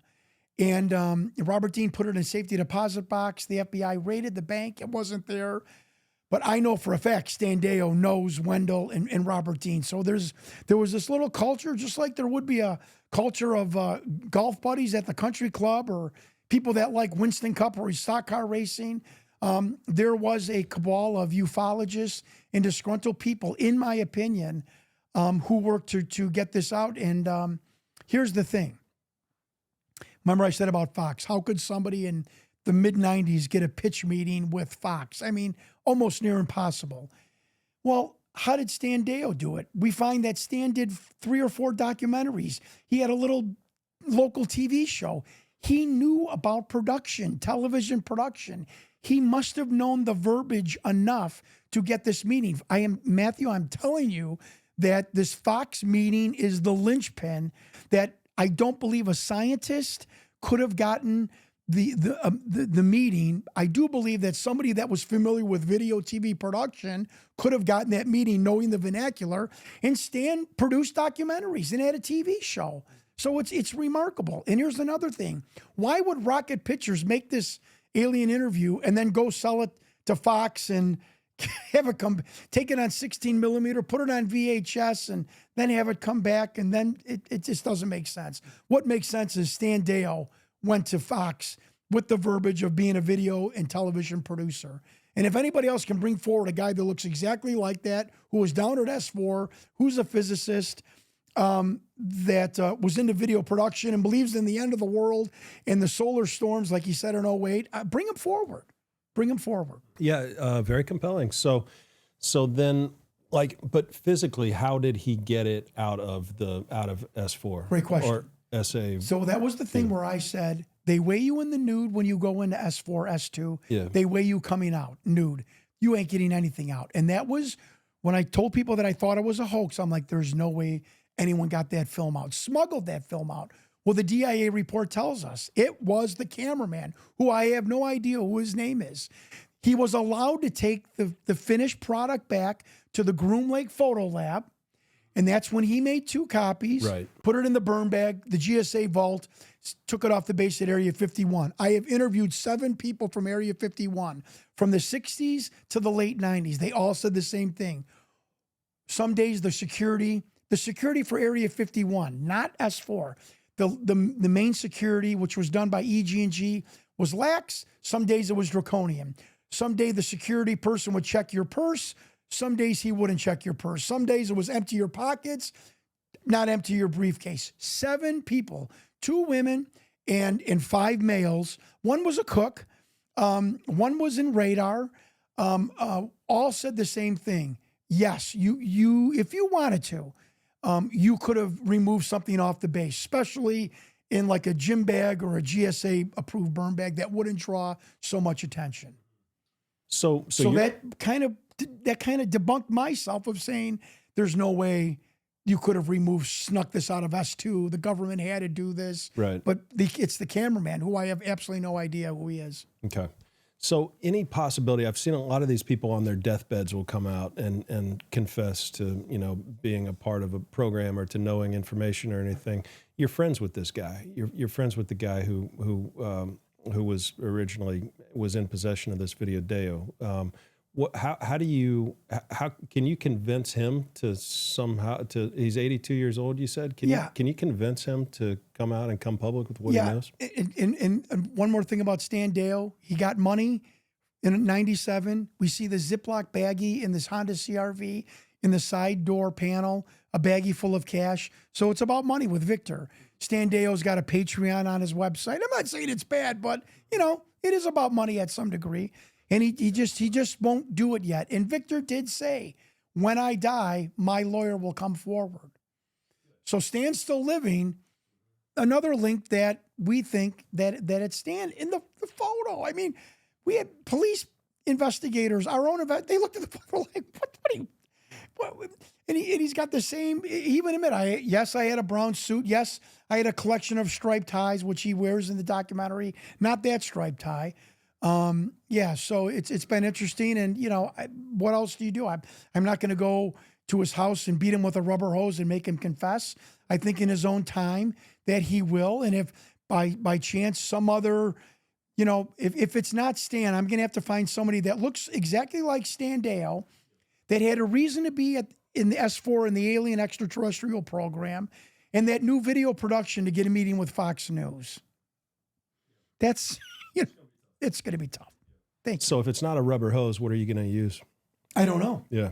I mean, you got to get it out of them. I've convinced myself, well, this is all part of getting the story out, getting my documentary out, attracting someone maybe with means or motive or whatever to we tried to sell this to Netflix, but it was too weird for them. That would have been a possibility of having, tens, if not hundreds of thousands of dollars to really go into even more examination, rebuild the alien puppet, which is what we still want to do if Netflix ever buys this, and try and get Stan to come forward and just admit that it's him. I backed him into a corner. He admitted that it's his doppelganger. It's the same hairline. He was stunned when he saw the unsilhouetted version of him. He never had thought that would happen. And he was stunned when I was talking to him. And he said, that's my doppelganger. He even has the same hairline. Yeah. Okay. So you mentioned Netflix as possibly a potential channel for this to explode or get to the next level or whatever it might be. I mean, what else do you have plans of in order to make that happen? Like if there was investment into this thing, where would it go? Yeah. And what do you see as like the next steps? Instead of the Bill Mum sending me screenshots, we would have his entire, he even said it, I can go into a way deeper National Geographic type dive on this film. But that's going to cost a lot of money.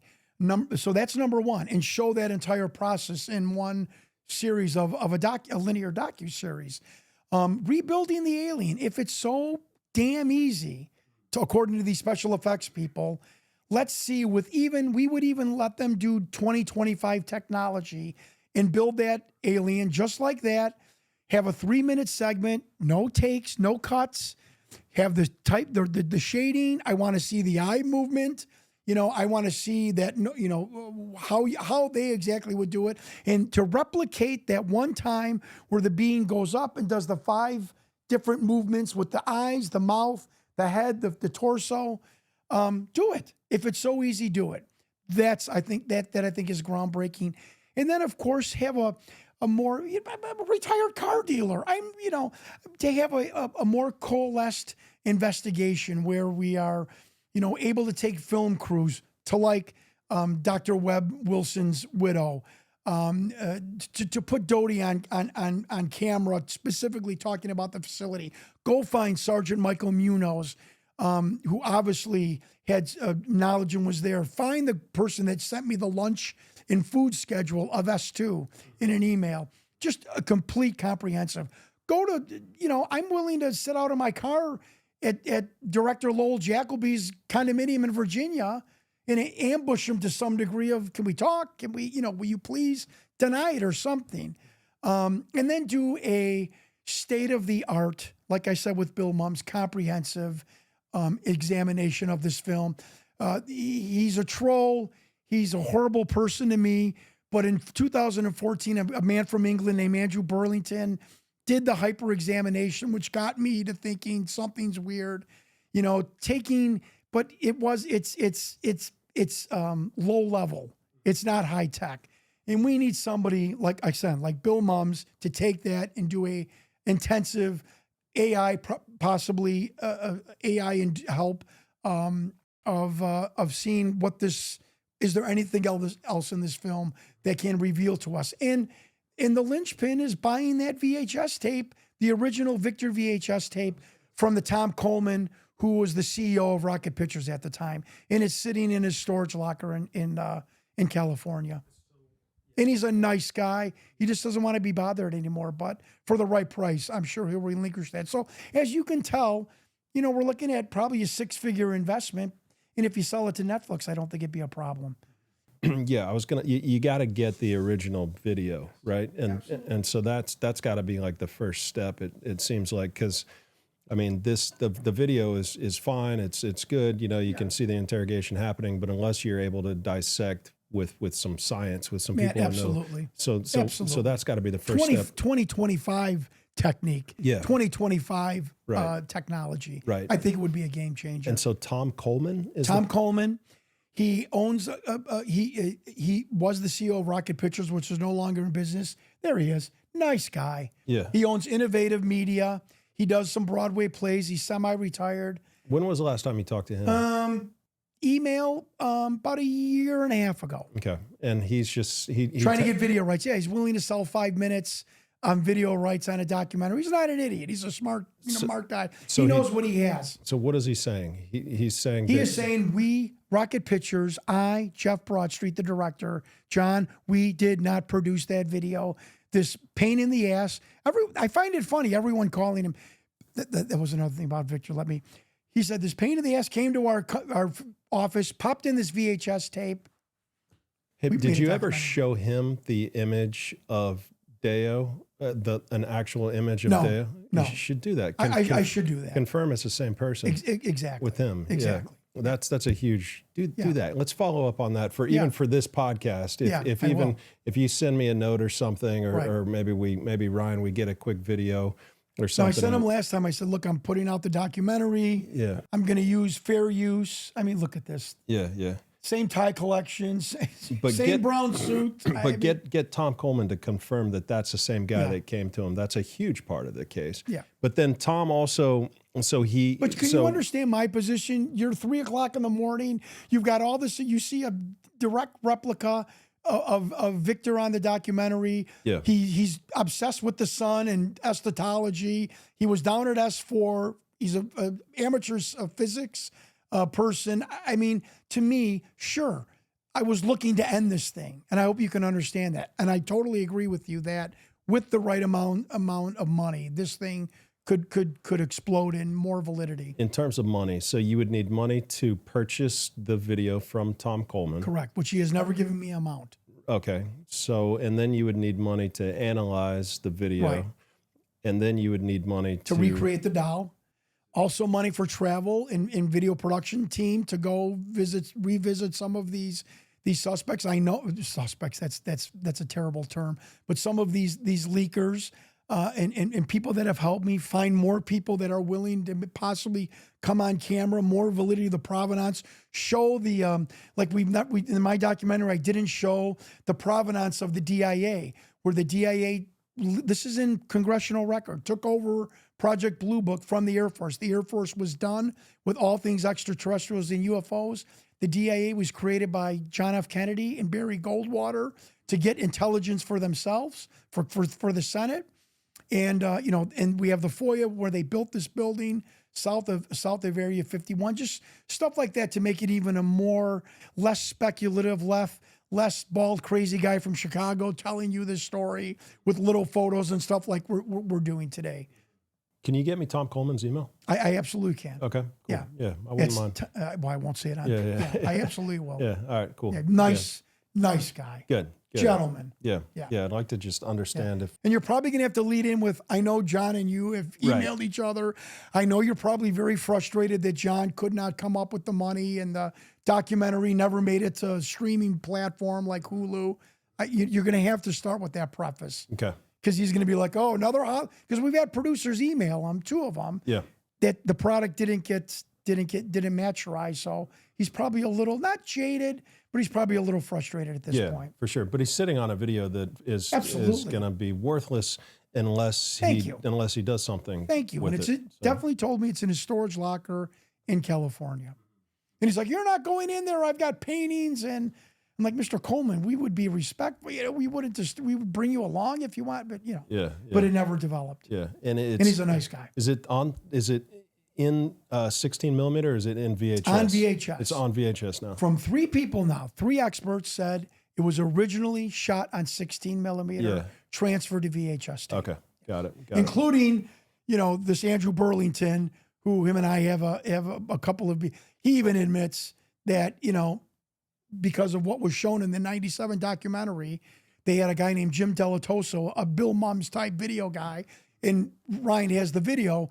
He said, this was originally, I think, shot on 16 millimeter, transferred to VHS with the gain turned all the way up. I don't know what that means. But yeah, 16 millimeter. Matt, that's one of the keys. Because only really the government was using that. Right. Oh, let me tell you how Victor was a pain in the butt. He's so precise in the documentary and in the Art Bell interview, arguing and making sure this pedantic personality of precision. So I tell Stan, let's talk tomorrow at around 11 o'clock. He said, that's fine. I'll look for your call. At 11:05, I get a phone call. I see Victor. I'm like, hello. He's like, well, I thought we had an appointment at 11 o'clock. I'm like, is this guy trying to tell me he's Victor by being so precise about his time and being a pain in the ass?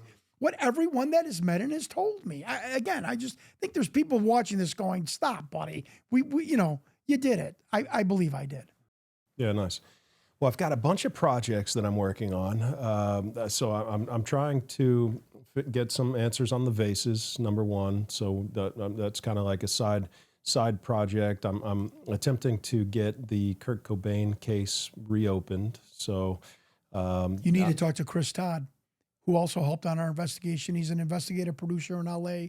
He did John Bonet, OJ, Kurt Cobain. You need to get him on here. Yep. Good guy. Okay. Honest to God, that's a great recommendation. Yep. This would potentially be a sidebar rabbit hole that I've picked up from my podcast guests, but I do want to try to make contact about that video great. And attempt to see I if would be there's... honored that you would do that. Okay. All right. And remember, I'm just trying to find the truth. Right. If for some reason we could find out a different avenue, you're not hurting my feelings. No, I don't have a stake in the outcome. Yeah. I have a stake in finding the truth. Right. So this is music to my ears. Yeah. Good. Yeah. Well, good. Yeah. I'd like to try to help if possible, just to find out what the truth might be, if any. But this one could take a lot of research. It could take a lot of time. It could take a lot of effort, and it might not be conclusive. That's the issue with the UFO phenomenon is, it's such a rabbit hole, and it's so difficult to go down and find what the truth is. But I'm with you. I think there's a good chance that this could be authentic. So, well, good. Well, what did we miss on it? Anything? Really, other than a couple of just side stories. I'm so glad we talked about the New York Times and Ralph and Leslie. I just want to, Matt, I want to tell you, and I'm not saying this to brag or anything. I was sitting with Ralph Blumenthal, a 30-year reporter with the New York Times, just to tell people my investigative prowess and in old school investigative journalism. About an hour and a half into my speech like this with Ralph and Leslie, Ralph went like this with his hands. He's like, stop. He goes, you have me. You've done it. And he's like, you got out of your car. You knocked on people's doors. You put notes on people's cars. I'm like, yeah. He goes, that's what you're supposed to do. It's not done on a computer in your office. And I don't say that to impress anybody. I just say that to impress upon you and your viewers, who I respect, that for whatever you believe, whatever you may think, I really tried to conduct myself like a true blue investigative reporter and journalist. And I think I did that to the best of my ability and to my means. Yep. Yeah, for sure. No, and you're still doing it. Still doing it. Yeah, it's still ongoing, right? Still, papers all over my desk. Yeah. Good still for in, you. as my wife calls it, we're still in Victor mode. Right. Yeah, everybody's got to have a hobby. Yeah, right. So, so good for you. Yeah, no, this one could be a big, meaningful one that could change. I think so. Yeah. And I mean, it's right in line with everything else that's happening from a whistleblower standpoint and from a non-human intelligence. I think that, I'm not surprised. I have glimpse of the future that. I just think that we're backtracking a little bit with the UFO whistleblowers. First, it's Grush. We have Kraft in bodies. Then I've picked up recovered Kraft, Jake Barber, his testimony on News Nation. Then it's going to be, yes, there was some live beings that we interrogated. And if this film is authentic. My film is authentic. I think this might be brought forward as evidence, or somebody saying, you know, there's a film out there, blah, blah, blah, that's real. So I am also patiently waiting for I've got the verbiage, for the UFO community to catch up to the video. And we're almost there. We're almost there. Yeah. And there's supposed to be another video from the 60s by an Air Force colonel that was leaked in 86 that has still not come to the surface yet. So that was by a U.S. Air Force person and his aide in the 60s at S4. And John Lear talked about that in 1986. He said there's an interview to come out. It's not ours. So that one is still possibly floating around. So this is going to get very interesting. It is. Yeah, there's a lot of, I feel like 2025 is going to be a year where there's a lot of stuff coming out, and it's already started, but that was kind of going into December and coming out of December, it's like just hearing from a lot of people is like 2025 is going to be crazy in terms of news. And I mean, like whistleblowers, like Michael Herrera is going to come on the show, and he's telling me about all these people that he's talking to that are going to be coming out, and it's going to be a waterfall. It's going to be a waterfall. Like now that the legislation changed and there's actually some protection for people to come out and get their story out there. Right. The issue is the way that people are being treated when they do come out. You know, they're either being dismissed or they're being like villainized or marginalized. Yeah. I mean, it's too bad, really. It's pretty sad the way that we're treating people who obviously it takes a ton of courage to come out and to talk about topics like this. I've tried to get messages to David Grosh, and I even think Lou Elizondo needs to hear this. They need to tell people, look, I don't have the evidence because it's illegal for me to show you documents. Yeah. Which is why I think, and I think maybe this resonates with you, I think that's why a lot of people have come forward to me. I'm not in the military. I'm not under an NDA. I can release information without the worry of, you signed an oath. I didn't sign anything. I do believe that's one of my caveats why people have come to me. But that for whistleblowers in the future that don't have like a video like Jake Barber is, to simply say, I want to be clear, this is what I was told, or this is what I saw. I can't show you, but you have to, I'm under oath in Congress, I'm testifying. And that will, I think, eliminate a little bit of the vitriol from skeptics, to know that, like Lou is doing it a little bit more. Look, I can't show you this, but this is what I seen, this is what I heard, this is what I felt, this is what I touched. Right. But it's illegal for me to show you that, and I think that would go a long way and stop the vitriol a little bit. But yeah, I agree. My opinion. Well, what else did we miss? Anything at all? There was one other last interesting thing. From History on America on Earth, Scott Walter, who was the star of America on Earth, just became a great asset in my investigation. More like a friend, a mentor, telling me, don't quit, no matter what any Hollywood producer tells you, don't quit your day job. And he hooked me up with an agent from the National Air and Space Intelligence Center in Wright Pat, Ohio. And this man, I was going to put this guy on camera. His code name was Holden. By the way, Rick Doty gave me an unofficial code name called the Bird Dog, because Rick and his intelligence friends are called by the public the Avery. That the public thinks they talk to each other. You're cuckoo, bird, woodpecker, owl. And Rick Doty goes, you are such a pain in the butt. You're like tenacious. You won't give up. You're trying to call all of my colleagues, like Dr. Hal Putoff, who I emailed a lot, Kit Green, who I accidentally told the secretary that he worked for the CIA. Done a lot of, but Doty goes, you know what you are? I'm going to give you a code name. You're the Bird Dog. You're a pain in the ass.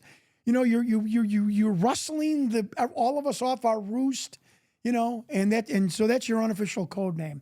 That's a funny story. But this Holden character from Wright Pat told me something that I don't know why did not catch fire on the internet, that the new designation of extraterrestrials with the United States government, there is a new designation called SABER, like a sword. Synthetic astrobiological extraterrestrial races. He said, no one, you are the only civilian to know this right now. How you can put it on the internet, but don't, you are the only person that I have ever leaked this to. And that, he goes, if there is a general in these programs drinking his coffee and sees you on an internet talking about Sabre, he's going to spit his coffee across the room. He goes, you're going to alarm a lot of people, but I'm going to give you that. Scott said, you're a trustworthy person. And so the new designation by the government is not EBINs. It's not there's nicknames they've given them: visitors, the little kids. NHI, visitors, little kids. That's like informal things that they've called them. Sabre, synthetic astrobiological extraterrestrial races. And, Wright Pat has the infamous Blue Room where allegedly, many dead bodies of extraterrestrials are stored in some sort of liquid cryogenic synthetic state. Synthetic. Why That's what synthetic? Victor said, that these beings, like what you saw in our interview, he is a synthetic automaton, a synthetic cyborg. He's not sentient, but he's part biological material, part machine. And the machine is mostly in the brain and in the processing of the brain. They are a cloned, created species that I think are cloned specifically to handle the long distance travel, whether it's 9 months or two weeks. But that's my personal opinion. But these are cloned, synthetic, biological entities, part synthetic, and part bio and part machine. Okay. Yeah. Okay. Wow. Yeah. Crazy. That's a lot. So, okay. Well, yeah, man. I mean, I don't even know where to go from there. I feel like if I jump into that comment, we're going to have a whole other 3 hours, and you got a plane to catch. So, that was awesome. Yeah. Thank you. It just, if anything, I think I brought up a lot of information where it should raise people's eyebrows. And I just want to finally tell you at the end, Matt, after all of my 6-year endeavor, risking my life, hostility with the intelligence community of the government against me, and electronic incursions in my phone, the amount of money I've spent, the scrutiny that I've taken on the internet, that at the very end, if at least it raises an eyebrow into the public, I'm happy. It's worth it. Yeah, it's worth it. Good for you, man. Good for you. Yeah. Thank you for doing the work and for bringing it forward and to have the courage to talk about it, because you obviously are going to catch a lot of crap from people. So good for you, man. Thank you for having me. Yeah, for sure. Okay. Good. Well, how can people? Is there a way people can follow you? Exactly. So I've been successful with this, giving my personal email, and I'll give you the documentary website because people could see the documentary, which has a lot more information that we've talked about. Meaning like more about a little bit about Yeager, a new CIA agent, the man that ran the facility, named Thomas Mack, stuff like that. That may not be real particular for tonight for us, but is interesting. So my personal email is Jon, Jon, Allen, Alan, Stewart, Stewart at AOL. I am known for answering all emails. Okay. I'm really good about that. Yeah. If anybody has anything related to this, email me. Cool. And to get the documentary, it's $8. You go to huntingvictor.com, and on there is the pay-per-view link that you can get. What it lacks in Netflix grandiosity, boy, it sure makes up for in content. And the host of the documentary is Michael Carter from Ancient Aliens. Yeah. And it's $8. It's like buying me a cup of coffee. And it's really, really informative. And it does, like we did, takes the linear step approach of when something about an alien interview was first came out till the end, to finding Victor, and my letter to Senator Schumer, and handing over my investigation to the United States Senate, asking them to take it over and do what they want with it. So cool. Pretty proud of it. Cool. Awesome. Yeah. Good stuff, man. Well, I got a little gift bag for you, but I'll give you that off camera, because I know we got to get rolling here. Okay, great. But yeah, appreciate your time. Thank you to all your viewers. Thank you. Yep. Thank you.